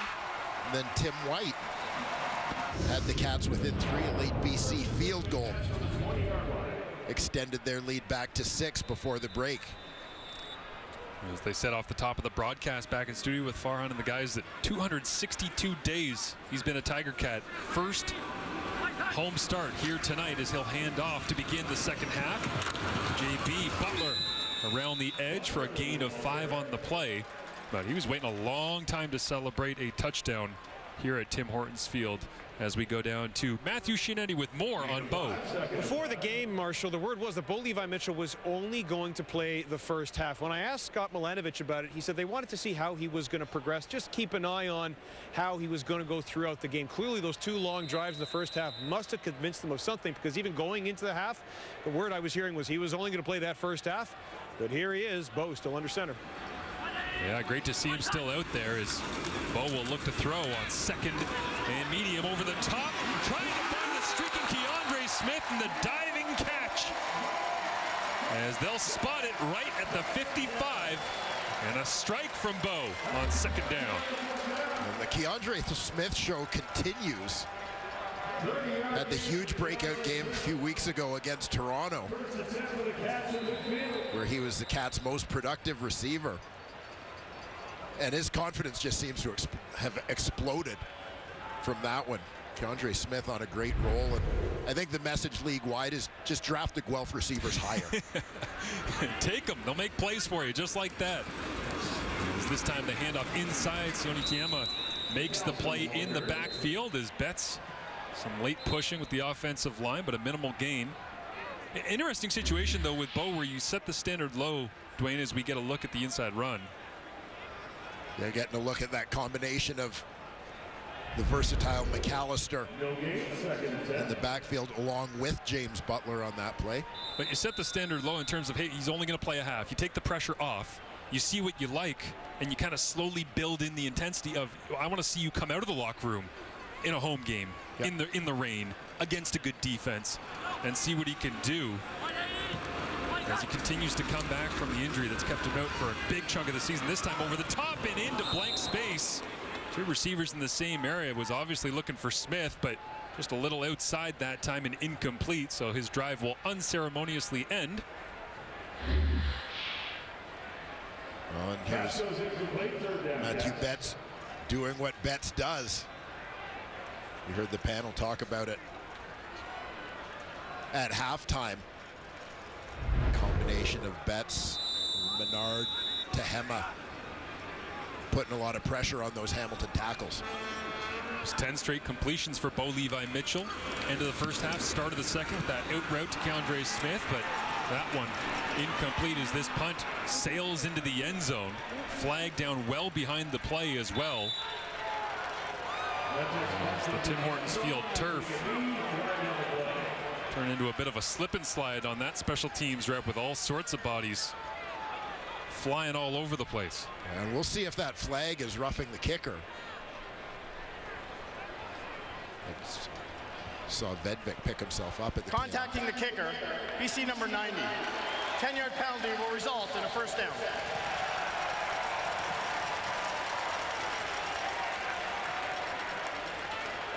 Didn't get a good look at the actual contact of the kicker, but just saw Vedvik getting up off the turf at the tail end of that play. We'll have a look here. Punter at about the 35, 45-yard line. I believe it was Betts that slid into him. And now Bo Levi Mitchell looks like he is done for the evening. And the only quarterback with a winning record as a starter this year for the Hamilton Tiger Cats, that's Matthew Schiltz. He's in the ball game. Taylor Powell and Sweats on the sidelines, so expect to see lots of Schiltz for the remainder of this one. Is handing off inside to McAllister, and once again a late flag comes out after the play. McAllister also lost his helmet for the second time tonight, and Bo's got the earpiece in on the sideline. And as we await the call. Major foul, unnecessary roughness. BC number 90. 15-yard penalty, automatic first down. Matthew Betts is trying to set a physical tone in the second half, but it's costing his team in all sorts of penalty yardage right now. Yeah, and it almost seems like when you go back early in the Hamilton possession, opening possession here in the second half, there was a play where Betts was involved in some pushing and shoving with Tyrone Riley at the end of the play. Kind of came into the screen at the end of that replay. Seems like he's frustrated. Not able to get a sack here tonight as they'll flip it over a little bootleg to Phil Strong. Coaching over the top. the fullback goes vertical, and Dwayne Ford is excited. Well, you know, the reason why I'm laughing is, first of all, yeah, I love to see the fullback go airborne. He's going to cross the formation and head out to the flat, but it makes me laugh because in my own career, George Cortez, our offensive coordinator in Calgary, actually banned me from trying to hurdle people. You can't take that away from Dwayne Ford. Yeah. Had to legislate it out of the game plan, huh? 1st and 10 after Grongoche goes vertical. Ball handed off inside. James Butler. BC front is there once again. There's more pushing and shoving between these two clubs. Lots on the line here tonight, not just in the back end of the doubleheader, Calgary and Saskatchewan, but for Hamilton, you win, you get a chance to continue to fight for the 2 seed. A home playoff game here in the Eastern semifinal. You lose, Montreal locks that thing up, and the BC Lions, they want to win so they can stay in the hunt to own the West Division crown with just a couple games remaining. Yeah, the races have been fun to watch down the stretch this year as we get a number of late season games that are basically extended playoffs. Hamilton's only game coming up after this one will be at Montreal. Schultz looks downfield, checks it down to James Butler, spins back, gets contact, runs into his own man, but gets inside the 10. He'll be short of the yardage needed, it looks like, but gotta think Hamilton will stay aggressive here because despite the fact they pull their starter in Bo Levi Mitchell as they do send out the heavy team, they want to win this game, as I just said, for that 2 seed. Yeah, absolutely. I mean, the stakes are still high. You see the great move there from Butler. And, you know, one of the benefits, obviously the Tiger Cats getting both their quarterbacks ready for the late season push, the playoffs, and so on, but tough for defenses when they got to prepare for 2 very different play packages. So 2 receivers. Kyle Loxley comes in to sneak it forward, runs into a wall named Ben Platic, but pushes his way through, and then Loxley pops up onto his feet after looking like he's got the first down yardage, but look at the surge on the right-hand side here behind number 64, Coulter Woodmansey. Yeah. Good second effort there from the Cats quarterback.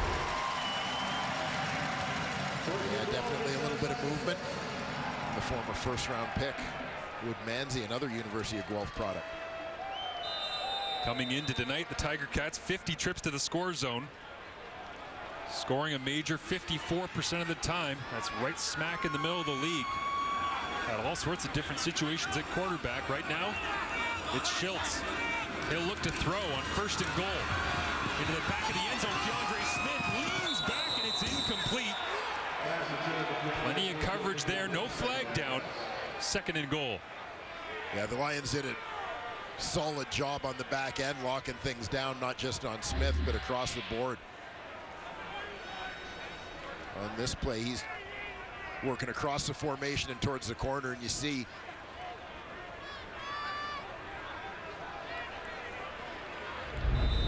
well-positioned play by the defender, Quincy Moget. Moget out of Georgia, 2nd-year pro with the Lions, has played some free safety, rolling down, playing that nickel linebacker as well. And Schultz again looks to throw on 2nd and goal. Open man, Tim White walks in, touchdown Hamilton.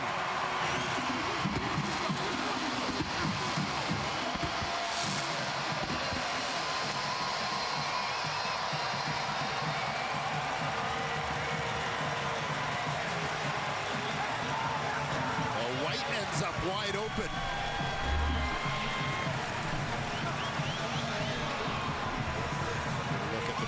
For Matthew Schultz. Easy read for him to go there, obviously, once he gets to that point in his progression. We'll get a wider look at that. Manny Rugamba was very demonstrative at the end of that play, where there was clearly a bust in coverage.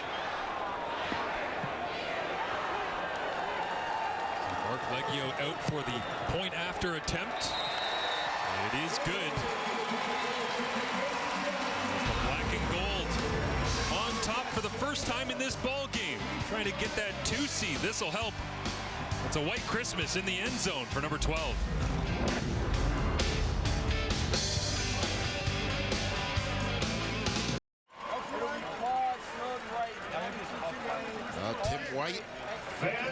his second touchdown of the game. We'll take a look back at this, and basically you've got 1, 2, 3 receivers going against 1, 2, 3 defenders. Man coverage, and what you're going to get, White coming from the inside gets a pick. Rugamba gets knocked down, but essentially because of all of the traffic over there, Lions defender forces the pick into Rugamba, who's trying to cover White. He gets knocked down, he's out of the play. White ends up wide open for the easy 6. BC gets possession back. Now trailing by 1 to Hamilton, and now it's a big return from Terry Williams. That's a great move in the open field, sprung him for an extra 10 or so. Williams, again, one of the best punt returners in the CFL. Getting it done on kickoff return this time. Lions struggling with field position to begin drives this year, 8th in the league. This will certainly help. They'll try to get the lead back when we return.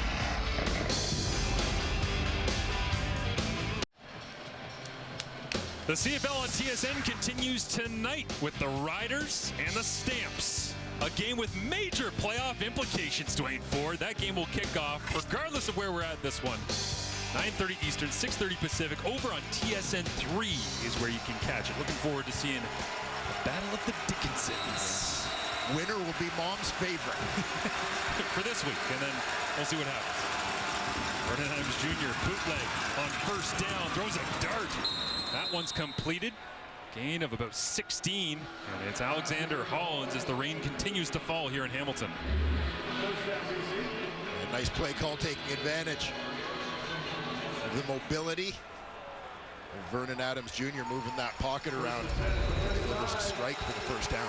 After one offensive play, they're already at the 35 thanks to Terry Williams and the special teams work of Mike Benavides locking that thing up as this time Hardy stacked up and turned around. It's like Simone Lawrence first in on the play. Simone continues to be the emotional leader of that Ticat D. It seems like he's started to heat up in the second half of this season as well.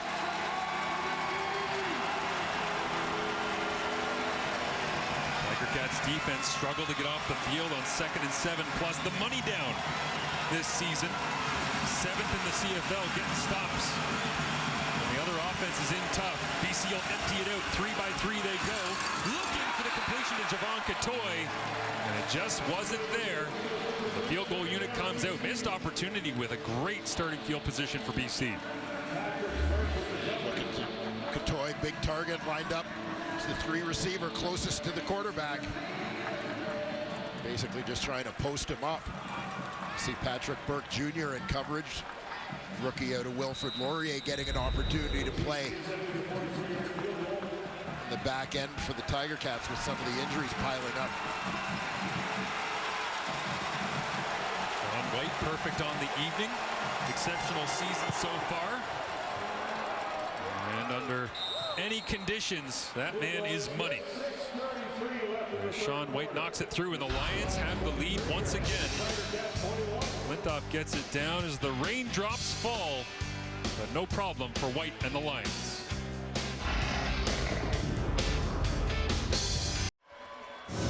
Time now for our Coors Light moment of chill. And he is chilling on the sidelines now at pregame. Bo Levi, look at the t-shirt. He's got all of his linemen on the, is that from the Austin Mack collection in Montreal, the custom tees? But Bo had that, came out. Pitched a touchdown to Terry Godwin. Got into the end zone again. Little slot fade route. Tim White over the shoulder. Touchdown. And celebrating here in Hamilton 262 days after being a Hamilton Tiger Cat. That number can't be real. It feels wrong every time I say it as he stands on the sideline. Done for the night here in Week 19. Yeah, more moments of chill than Bo has wanted leading up to tonight. Matthew Schultz in the ballgame. Hands off. 1-on-1 right in the hole. Ben Platic steps up that time on James Butler. Quiet guy. Had an interesting conversation with him this week. Doesn't like taking a lot of credit, but man, he is on pace. Platic in the middle of that BC Lions defense after making play after play after play like that to potentially get himself a 100-tackle season. Well, and you mentioned before this game, as you and I were chatting, I would put him in pretty select company among Canadians in this league. No doubt. Look at that. Incredible to see 3 Canadians have ever had 100+ tackles. And Ben Hladik could be the next one to do it. As Schultz looks underneath, Butler wide open, but lost in coverage, cuts across the 55 and all the way down to the 46-yard line. As Butler adds to his yards after the catch total on the season. He's been a big part of the offense through the passing attack on plays like this. Yeah, he sure has. High percentage pass. Let him go to work. Watch the tail end of this. He ducks under the contact, which leads to a little friendly fire between the two Lions. Mauger and Sales getting all of each other, and I think Mauger's a little worse for wear as he slowly goes off to the sideline. So a late defensive substitution here for the Lions. Schultz and the Tiger Cats offense are set to go as Mauger will get looked at. Fake the inside run, fake the end around, and Schultz all day long to find Terry Godwin. Passes it at the 30, inside the 20 to the 10, gets a block, and it'll be a block from behind that will set Hamilton back, but it will be a fresh set of downs after yards gained.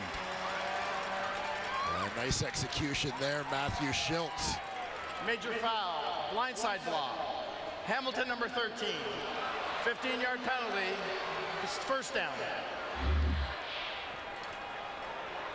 Yeah, keep an eye on the football here. Matthew Schultz with a couple of fakes, lots of motion in the backfield. That holds up the pass rushers as they're trying to figure out where the rock is. You just see at the tail end of this. Chris Osikusi trying to get a block on the play, but the blindside shot there cost Hamilton 15 yards. From the 10 back to the 25-yard line. Rough couple of plays for Sales. Running into his teammate Mauger, getting blocked in the back that time from Osikusi. Schultz play action fake, flips it outside. DeAndre Smith has got 8 yards on first down and right into our sideline staff. And Steph working the camera, pops right back up onto her. I feel like I was working a game a couple weeks ago in Ottawa. Corey got blasted. Yeah. I got to stop calling games where our sideline. They keep the shot, though. Look at this. We got to give our cameramen and camera women a little hazard pay, I think. It even hurts in slow-mo. Yeah. Good job, Steph. That is not easy. We talked earlier about sneaks and how everybody thinks they can do it. Well, be a sideline camera operator. As once again, forward goes Kyle Oxley as Bo Lacumbo drags him backwards, but not until. And Hamilton looks like once again number 11 has come in and done his job successfully. A little variety in terms of what they're doing with the sneaks and the short yardage.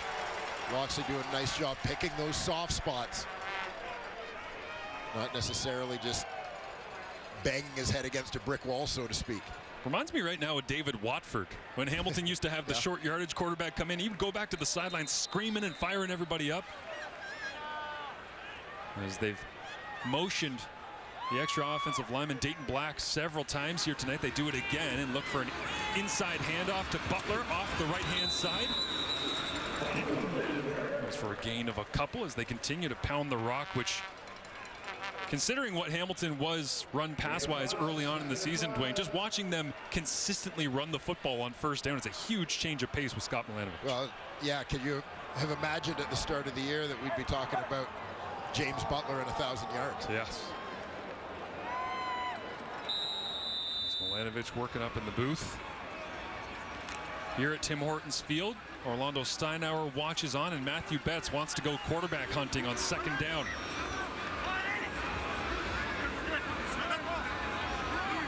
With the hard count to get a look at the rush. They'll send 4, but it was a bit too quick that time from Murray, the left tackle. Procedure, Hamilton number 59. 5-yard penalty, remains second down. You see big Jordan Murray at left tackle.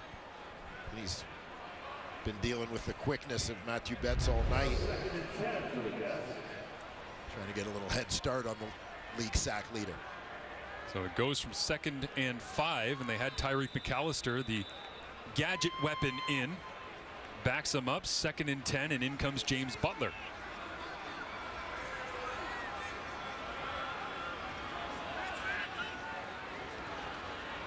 DeAndre Smith motions into the backfield here as Schultz looks to his left the whole way. Opening up for Darrell Walker. Incomplete. They'll say he was out of bounds along the sideline. As for a moment, Walker thought he had his 35th career CFL touchdown. And we'll watch and see.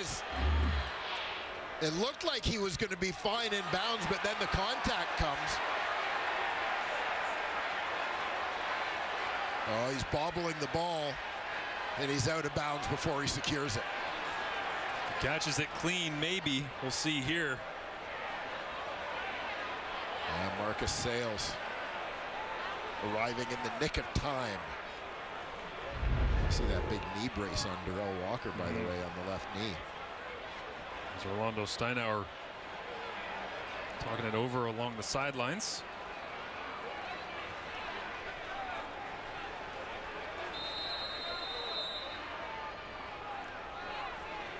Both coaching staffs on the field right now, and they've whistled in the play clock. They're not waiting around for Hamilton to see what they're doing. So now with the play clock at 10, they're going to run the fire drill as Gordon White, the long snapper, is going to get over top of it.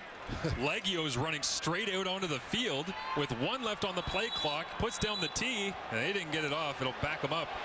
Time count violation, Hamilton. 5-yard penalty, 3rd down. I got to admit, Dwayne, I was really hoping Leggio was just going to kick that in stride. Yeah. Never break stride, just run right through it. Snap it as he's about 10 yards back.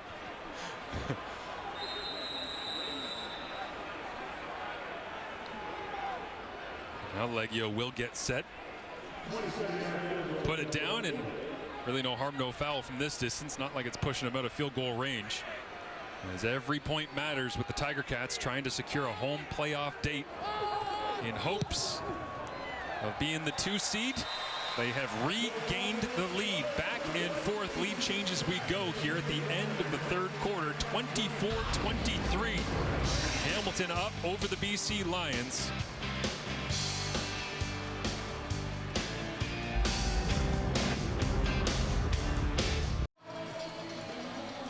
Well, with one franchise, Simone Lawrence, in a unique group here, being able to get himself 700 tackles, 25 sacks, 25 takeaways. He's a unique talent and a unique personality as well, as Matthew Shinetti has more. Yeah, that's a unique stat from our stats guru, John Perlberg. I don't have those kind of stats, but I do know when you look at the numbers, not since 2018 has Simone Lawrence had as many games played and sacks, and this is the highest number of forced fumbles that he's had in his career. When we were speaking to him this week, we asked him if there's an appreciation now at 34 about the preparation that he has to have, and he stopped me and he said, you know, it's funny when you take a look at my stats before I got injured most of 2021. I was an all-star in 2019 and 2021. Sorry, he was injured in 2022.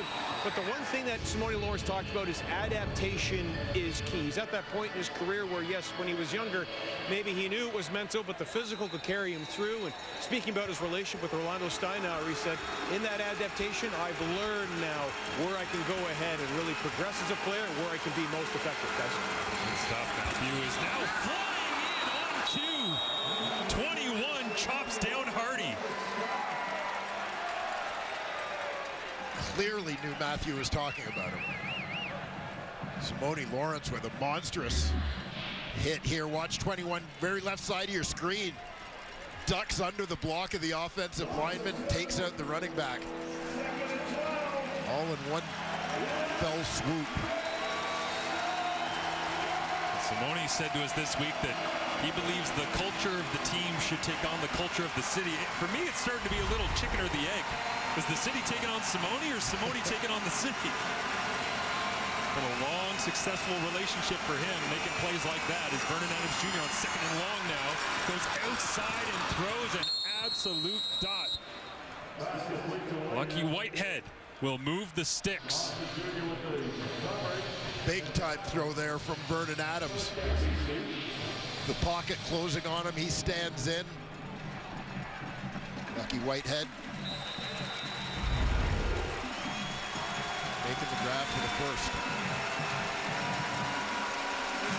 Adams Jr. left, comes back to his right, knocked down at the of scrimmage. Jonathan Kongbo's got a hand up in celebration. Casey Sales right there in the middle of it as well. So again, it'll be 2nd and long for the Lions. Yeah, a couple of former Blue Bombers. Kongbo coming from the right side of your screen. Sales on the inside. Gets a hand on it. Sales, I believe, trailed only Willie Jefferson among defensive linemen in passes knocked down. Clearly taking notes playing on that Winnipeg D-line with Willie the last couple of years. A big addition for them and heated up as the season has gone on as well. 2nd and 10. Vernon to the outside, one hand. The left got it, and it's another 2nd down conversion for Lucky. No luck needed on that one, all skill. Lucky letting the Hamilton bench know about it. A little bit of separation on that break to the sidelines. Nice stab right there. Washington looked like he thought it might have been juggled as he was going out of bounds. They'll say it's a catch. 1st and 10. Little screen back to Alexander Hollins. Got room to run across the 30, inside the 25, and brought down there.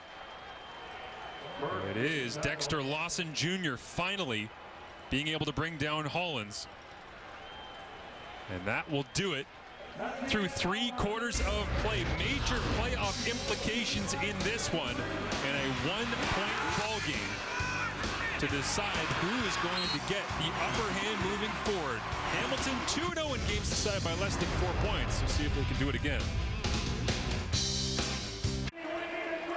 Your stats after 3 quarters of play. It is a 1-point Hamilton Tiger Cats advantage as both of these teams trying to get themselves prepped for the playoffs. Bo Levi Mitchell out of the game. Matthew Schultz comes in. He's trying to defend the honor of the black and gold so they can get that 2 seed in the East. Vernon Adams Jr. averaging 351 yards passing over his last 8 games. He's just trying to get BC into the fold and keep pace with Winnipeg. Yeah, and Vernon obviously has done a terrific job of that throughout this season. Have another good night here tonight by the Hamilton Tiger Cats, of course, giving the BC Lions all they can handle in this one. Cats terrific in the second half of this 2023 season with that 2-headed quarterback monster tonight. We call it 3-headed over the course of the season. Jr. with 1st and 10. The 21 looks outside, comes back left to right, completed. And that is Javon Catoy rolling his way down near the 5-yard line. And we get a great look on the spider cam here. The work of the BC offensive line, keeping Vernon Adams clean, and of course, Javon Catoy. Plenty of room to go to work. Vernon Adams Jr. with pressure on. Freeman fades it into the back of the end zone. Up for grabs. Oh, got away that time from Hollins. As Kenneth George Jr. was there on the coverage. And it looked like this one was going to fall safely into the arms. As you watch Hollins coming out of the slot. Gets an attempted rub, but George manages to avoid the rub. Wonder if anybody is watching in the BC booth, but they used that challenge. So it creates 2nd and goal from the 5. VA looks to throw, slant route, complete, touchdown Lions. They retake the lead. Well, if at first you don't succeed, go back to Hollins again.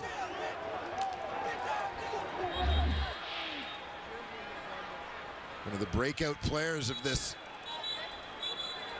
2023 CFL season, Alexander Hollins, continues to produce big numbers. Hey, get that camera, I don't want that camera. Fuck them bitch ass niggas. Get that camera, bro. And we apologize for the language. On the sideline there is BC. Only 3.5 minutes time of possession. in that third quarter, but they open up the fourth with a touchdown that gives them a big opportunity now to try and keep pace with the Winnipeg Blue Bombers. Living dangerously with Hamilton having so much time of possession, but BC on the season hasn't needed much thanks to their explosive passing attack to make major plays and get into the end zone. They tag on the extra point, 30-24, thanks to this throw to Alexander Hollins. As BC in control, what does Hamilton have when we return? CFL on TSN continues in about 1 minute over on TSN 3. It's the Riders in the stands. It's got major playoff implications, just like this matchup here in Hamilton. But if you're looking for the Riders in the stands, head on over to TSN 3 and check that one out as we head into the fourth quarter. Back and forth battle. Why would you leave? Why would you leave this game? Personally, for me, when there's a great game going on, I stick with that game, and then once that one's done, I assume the next game's going to also be great. But it's to each their own. You know, Yes. if you're a diehard Riders or Stamps fan, Finish what you started. TSN 3 is where you can head. And then go watch the other game. As Hamilton gets the football back after giving up the touchdown that has BC in the lead right now. And Tyreek McAllister gets bumped out of bounds. And so Matthew Schultz comes off the sideline once again. He's got his 7th touchdown pass of the season here tonight. The outside to Tim White, backpedaling into the end zone. And 3 very different quarterbacks have been used. I mean, really 4 if you talk about Kyle Loxley this season. But Schultz having a little bit more of a running threat. Bo Levi Mitchell struggling with some interceptions early in the year, but he certainly is the downfield aggressor, and then the high completion percentage of Taylor Powell has kind of told the story. But hard to tell and read into the stats for Hamilton on the year when they've played so many different guys in so many different situations, as Schultz will dig in here on 1st and 10. And on cue, they go with the called run for Schultz, busting his way across the 35. And a first down with the legs of 18. You know, I was just about to say we haven't seen any quarterback runs yet since Schultz came in the game. You had to feel like it was coming, and that time they managed to freeze the defenders on the inside and allow Schultz to get around the edge for a nice pickup. Certainly a bit of a different style for him. As 3 different styles of quarterbacks, a couple of numbers that tell you the story. Schultz leads them in called quarterback runs. Taylor Powell, huge completion percentage number, and Bo, he's going to send it downfield early and often, as he did in his home debut here tonight. Now Schultz checks it down underneath with a backhand shovel, and James Butler up near the 50-yard line. A nice bit of improv by Matthew Schultz to get the completion. Stands in there knowing the hit is coming, but spots James Butler sneaking out towards the flat. Sacrificing to make a play.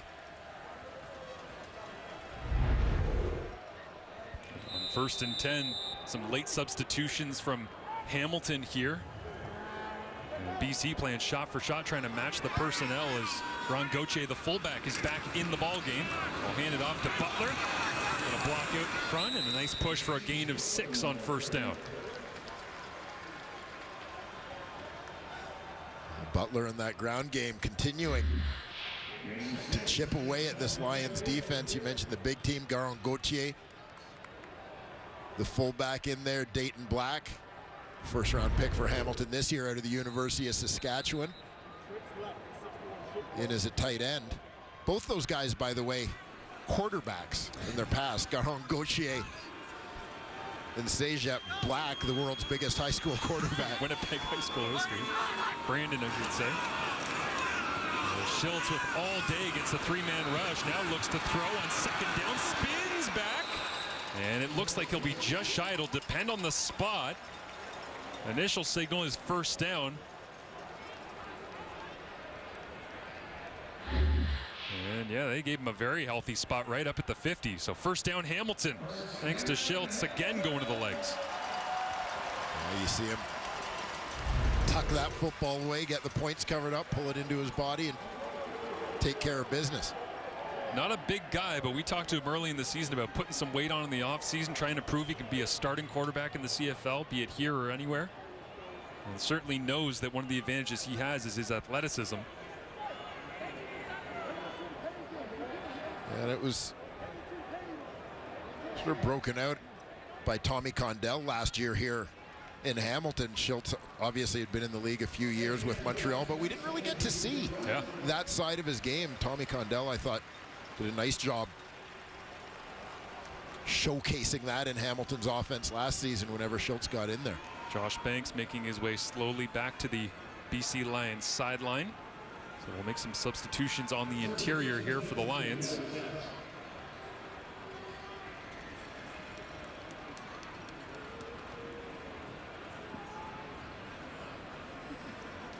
And with a fresh set of downs from the BC 50-yard line. Again, time of possession, just like in the third quarter, very much in the favor of the Hamilton Tiger Cats offense. Now what can they do with it? Inside handoff. No, he'll pull it.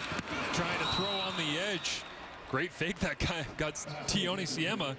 And Butler's saying, why'd you chase me back there in the backfield? I think everybody was chasing Butler that time, but Schultz on the edge, incomplete. And here you'll see show run, ride it, and crashes down. So you don't hand it off, pull it. Just unable to finish with the completion. And this is the personnel package offensively for Hamilton that I think a lot of Tiger Cats fans are excited about. When you got Keandre Smith, McAllister in the backfield, Darrell Walker in the lineup here tonight, O.C. Kusi, Terry Godwin, Tim White. They'll look to throw, open receiver, had to wait for it, but it got there on 2nd and 10. Mauger finally wraps up Tim White, but he gets another target and another Tiger Cats first down. There you see Tim White. So it becomes a little bit of a cluster into the boundary with the initial alignment of White and Godwin, creating a little confusion. Gary Peters forced into chase mode there. So you see Schultz stepping up in the pocket to sling that one. And defensive coordinator Ryan Phillips not happy about the busting coverage, having to backtrack. Hamilton shows run, and it is Butler. Schultz wanted a little option pitch back from his running back on that one on the edge. Yeah, here you'll see Schultz stays in that sort of option relationship with Butler after getting the ball to his back. Again, you think back to some of the 2 QB stuff we saw from Hamilton last year, where Matthew Schultz would have very likely been receiving a pitch on a play like that.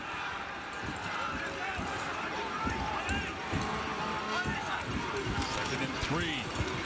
Hamilton pounds it right up the middle into the teeth of that BC Lions defense. And it's another first down. And you see a little bit of the impact of Schultz being in the game, as you'll see once he hands that ball off, he's going to carry out his fake. Attacking the edge. Keep that defense honest so the ends can't crash too quickly on James Butler on the run, because they have to honor the fact that Matthew Schultz is going to threaten the perimeter. Extra offensive linemen and the fullback are in. Run heavy package. Will they run it? Oh, it'll be Schultz faking the run, keeping it himself. Blocked in the back perhaps, but now in the end zone, it's Schultz. We'll see what the flag is, as BC is signaling a holding call, and it will be coming back. Great first down.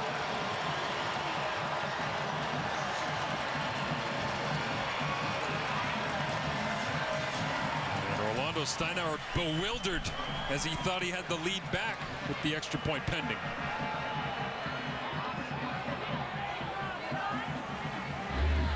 We'll keep an eye on the fullback here, Felix Garon-Gauthier, as he's the man who gets flagged on the play. So he's trying to pin his man to the inside, Woody Barron. Ends up having to grab the defensive tackle, but kind of a cool play design here with the fake to Butler, who then becomes the lead blocker. Schultz becoming the running back. Loxley talking about hand placement there on the sideline. Meanwhile, 10th play of the offensive drive for Hamilton as Schultz looks to throw. Gets it to the outside on 1st and 20. And Butler does well to fight for about 7-8 yards on the play and set them up manageable. Always a tough situation as a play caller here, Dwayne, where you're 2nd and 10 plus. You want to be aggressive down around the score zone, but not an easy spot. Yeah, well, the last BC touchdown, the pass to Alexander Hollins, has obviously put a lot of pressure on the Hamilton Tiger Cats as the teams had been trading the lead back and forth via field goals. Yeah. But BC with that touchdown now puts the heat on Hamilton to do the same. Press coverage on Tim White, try to take him away. Schultz rolling to his right. And it is number 17 for Matthew Betts. We'll take a look here. The former Laval Rouge et Or star fights through a couple of blocks, tracks down the quarterback to make a big play. That ties the record for sacks in a season by a Canadian, set by former BC Lion Brent Johnson. Sensational season from Betts. Matthew Betts, 16 quarterback sacks in 16 games, make it 17 and 17. He's had a sack in 11 of their games, make it 12 this year. What a year for 90. Well, Matthew Betts has had himself a heck of a season. Had himself in some penalty trouble earlier on tonight, but there you see the history as a Canadian in the Canadian Football League getting after the quarterback. Yes, sir. Betts, former number 3 overall pick by Edmonton in 2019. Came into this season with 9 career sacks. 17 on the season now. This one completed. Jan Hatcher turns and knifes immediately. Nice play, and add on the extra yardage as Stavros Katsantonis will get flagged for the late hit out of bounds. Major foul, late hit out of bounds. Hamilton number 30, 15-yard penalty, automatic first down. Well, Hamilton scores. VA responds with a big play right out of the gate to Keon Hatcher, and that will be boosted by an extra 15 yards. So you'll see he's out of bounds there as Katsantonis runs through him. At this point, the BC Lions offensively just 5 minutes time of possession in the second half. Hamilton 18 minutes and 43 seconds. But BC with a 3-point advantage. And a big flipping field position there with the grab by Hatcher. And the 15-yard penalty against Stavros Katsantonis. And you know, BC eyeing an opportunity here with a touchdown to turn this into a 2-score football game. Vernon Adams Jr. getting set to cross the 300-yard mark once again, as well as he's at 296 right now. Leads the CFL this season with 10 games of 300-plus yards. And again, averaging 351 per game over the last 8.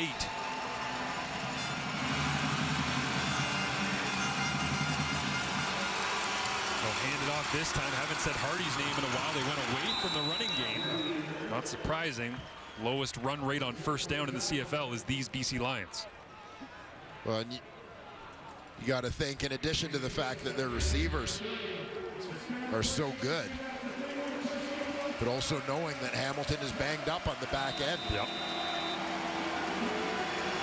But once again, not that the Lions ever need to be convinced to throw the football.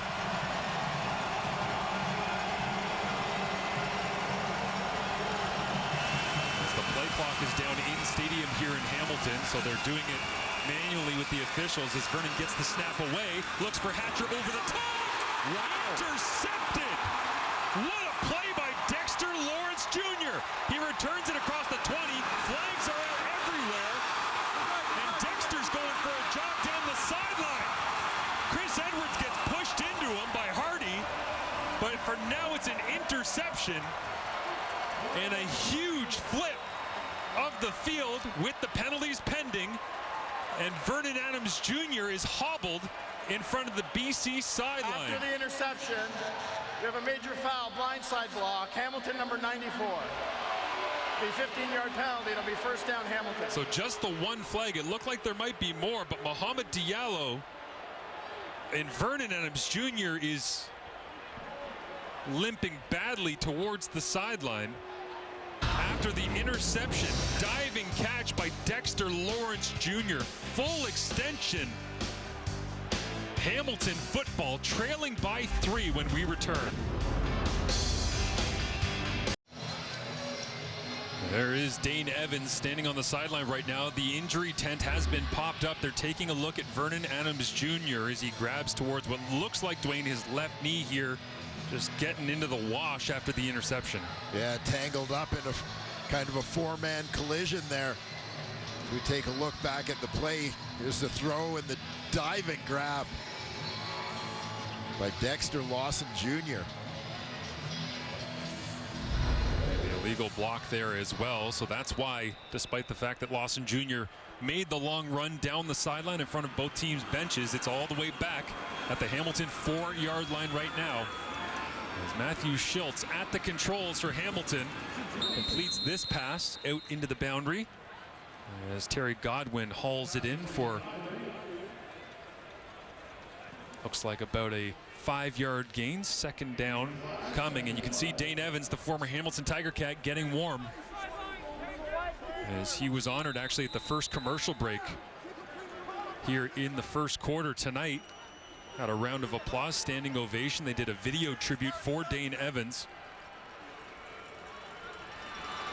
and now looks like he's getting ready to come in the ball game. There's Schultz underneath, complete. And Evans will have to wait because Tim White's got another first down. Again, the first completion of this drive was big, as it essentially opens up the whole field now for Matthew Schultz to throw the football. Being backed up where you initially first play, throwing from your end zone, not going to throw to the wide side where you're having to navigate the uprights. Schultz on 1st and 10. Keandre Smith open, reaches the football forward. Had to get to the 30, should be just shy of it. Second and short coming up, but Schultz into a nice rhythm here passing, as they've mixed it in pretty good between run and pass, and the heavy team comes off the sideline for the black and gold. Vernon Adams Jr. kind of testing out that knee on the exercise bike. Not sure if that pace looks particularly promising for a return to this game for the Lions star quarterback. MOP candidate.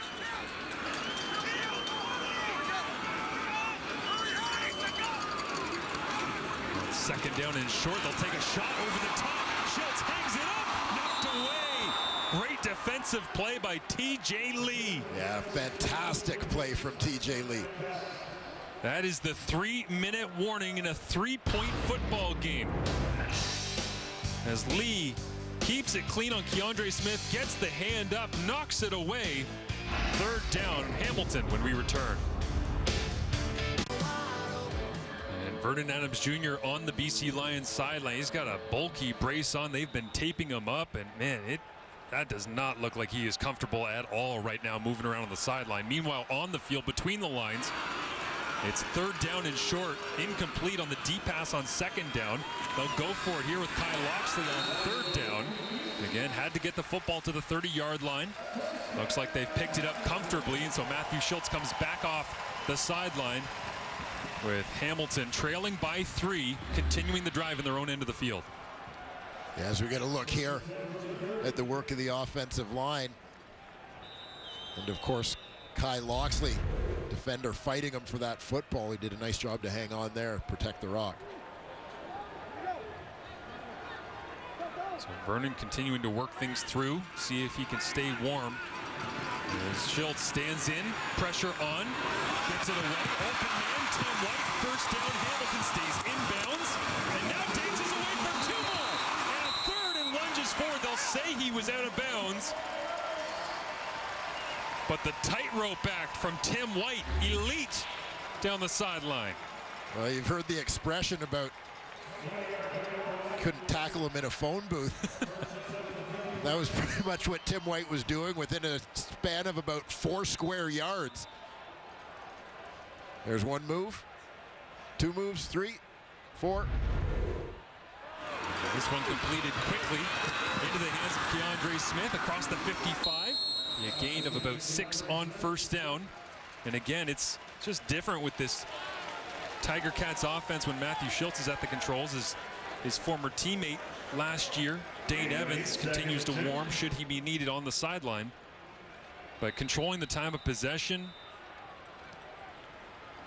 controlling the football, running the football, backs and Schultz himself. As he'll hand off here to James Butler, and the 1,000-yard man for the Ticats. First to do so in black and gold since 2010 with DeAndre Cobb. Will pick up a first down for Hamilton again. And you can see how that ground game softens up a little bit, or that run defense for BC softens up a little bit when Schultz is in the game versus other Hamilton QBs. 5 wide, go outside for Chris Osikusi. He slips and falls. And now 2nd and 10, something that the Schultz-led Tiger Cats offense has been able to avoid pretty successfully here tonight. And we'll take a look. The tail end just blowing a tire there as he went to plant his feet and swirl back out.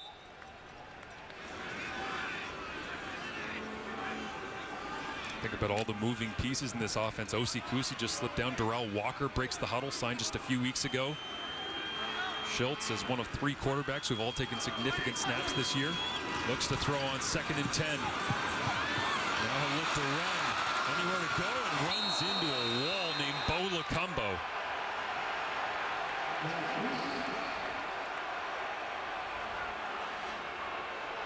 Yeah, Schultz wants to get to that first down marker, so he's hanging on as long as possible before he commits to the slide.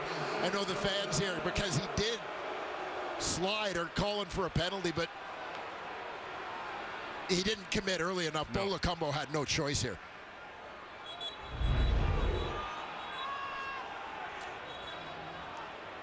And so Schultz makes his way towards the sideline. A little banged up, but doesn't appear to be any worse for wear right now. I'm sure he's feeling it, though. And Dane Evans getting some high fives on the sideline.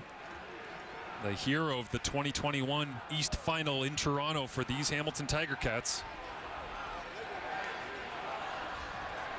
Lost last year as the starting quarterback got pulled for Matthew Schultz in the 2022 Eastern semifinal at Montreal last November.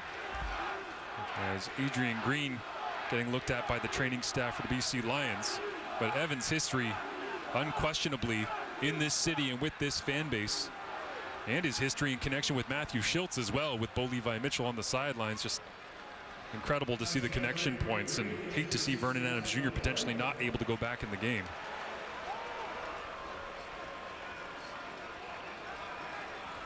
But that said, you also hate to see them put Vernon Adams Jr. Of course, yeah, in jeopardy, and this is why you go out and get an experienced starter to be your backup quarterback in Dane Evans. Always the conversation, right, is who has the best quarterback room, yeah, not necessarily who has the best starting quarterback, because at some point you're going to have to use everybody, and thankfully VA's been healthy throughout most of the year, but hope it's not a significant one for him, as it looks like Evans will get a chance to touch the football here tonight in Hamilton, his old stomping grounds. It's Mark Leggio.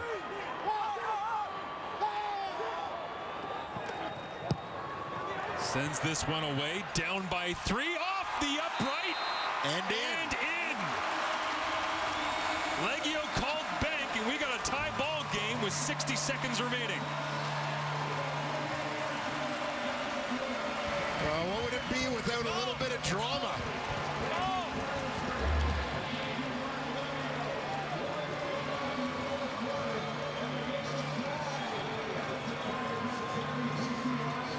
Just clipping the inside edge of that post, sneaking it through. Leggio ties the game.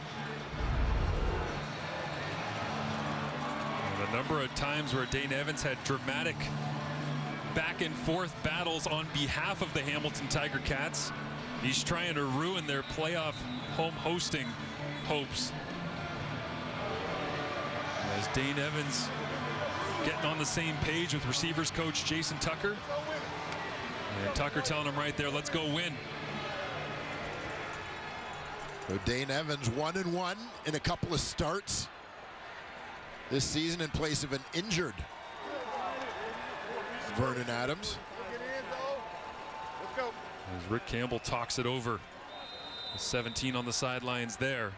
And imagine what's going through his mind right now is when the trade happened and Bo Levi Mitchell's rights went to the Hamilton Tiger Cats, it was obvious Dane Evans likely wouldn't be around. Took a long time, got traded for a 4th-round pick that ended up turning into Jonathan Kongbo, who's here on the Tiger Cats lineup tonight. We'll be chasing him down momentarily as BC gets the football and crosses the 30-yard line. Solid return as we go down to Matthew Shinetti with more on the BC Lions quarterback situation. Well, right now, Marshall, Vernon Adams Jr. is on the sidelines. He is limping over the last 5 to 10 minutes.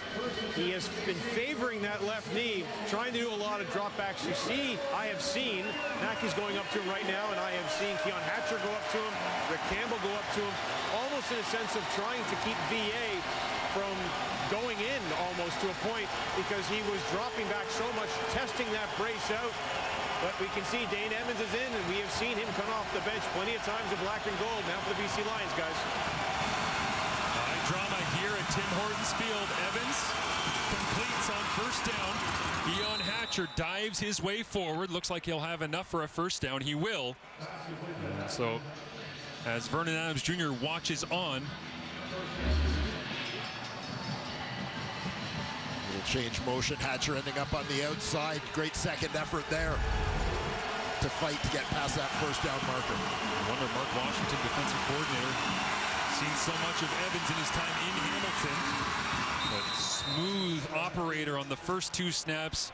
Another completion here to Hatcher, another 1st down for the Lions, it looks like. Yeah, again, veteran guy, and when you talk about his time in Hamilton, very used to a situation like this, coming off the bench, whether it's part of a platoon, whether it's because of an injury to someone else, whatever the case, this is same old song for Dane Evans. Through it all, fresh arm as well. You can see it jump out of his hand to the wide side that time, complete out of bounds, as Hollins that time makes the grab down to 23 seconds remaining. And Dane Evans spinning that ball with plenty of confidence. Great start for him.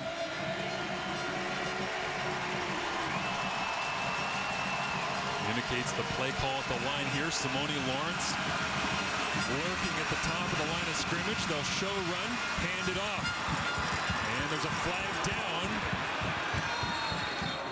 as the run goes for a gain of 5 for now, but looks like it's coming back.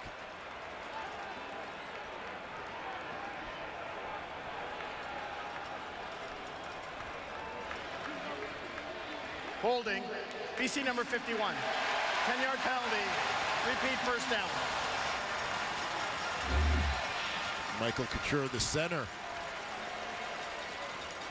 There's a man flagged on the play, working against Casey Sales. Sales just gets great penetration on him in a hurry, getting upfield. VA saying that's crazy. He didn't like the call, but Couture gets flagged. Down in distance here, 1st and 20. Hamilton drops out. BC just tries to get some of it back as Hatcher gets down to the 41.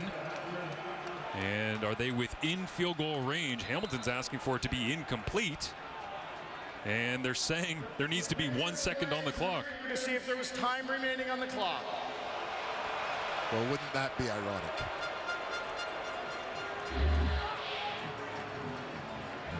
See the clock in the top right corner of your screen. Ball is caught. He's down. Yep. I wonder if they coached that this week. I have a feeling it might have been discussed. Both of these teams 4-1 over their last 5. The overtime loss for the BC Lions last week at home in a huge West matchup against Winnipeg. Shaun White, as you see, has been absolutely clutch in his career in these situations, as now Orlando Steinauer calls time. Hamilton. And give Shaun White a little bit more time to think this thing through, but for the BC Lions, the heartbreak of the head-to-head against Winnipeg, they travel all the way across the country, and you have a late game situation. You lose your starting quarterback, your MOP candidate. You give it to Dane Evans. He works it down the field, and now you put it on your veteran kicker to try and close this one out. As the numbers suggest, there aren't a whole lot of people you'd rather have than Shaun White in this situation. And the kickout team is down there as well. Dwayne Vedvik, the punter, is in the end zone. Wow, they're going 4 in the end zone to make sure this thing gets out. Usually you'll see 3 in the kickout team. Yeah, they've got Leggio back there with Vedvik. Stavros Katsantonis is down there. Chris Osikusi as well. 3 more defenders sitting back as the snap is back.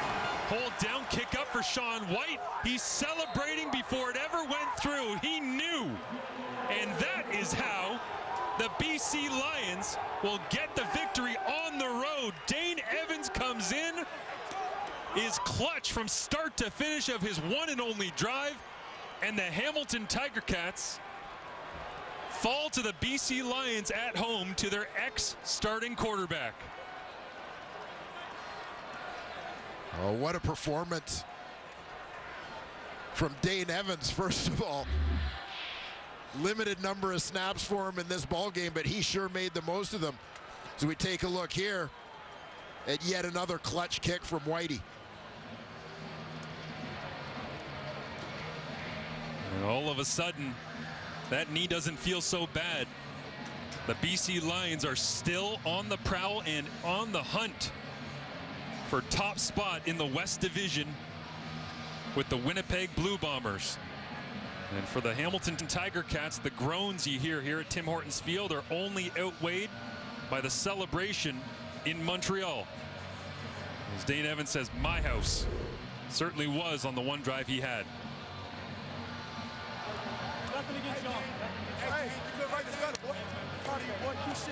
As Dane Evans talks to his ex-teammates, celebration for him and the Lions. Hamilton will have to go on the road to Montreal. For Dwayne Ford, Matthew Shinetti, we send you off to Saskatchewan and Winnipeg. Thanks for watching from the Hammer.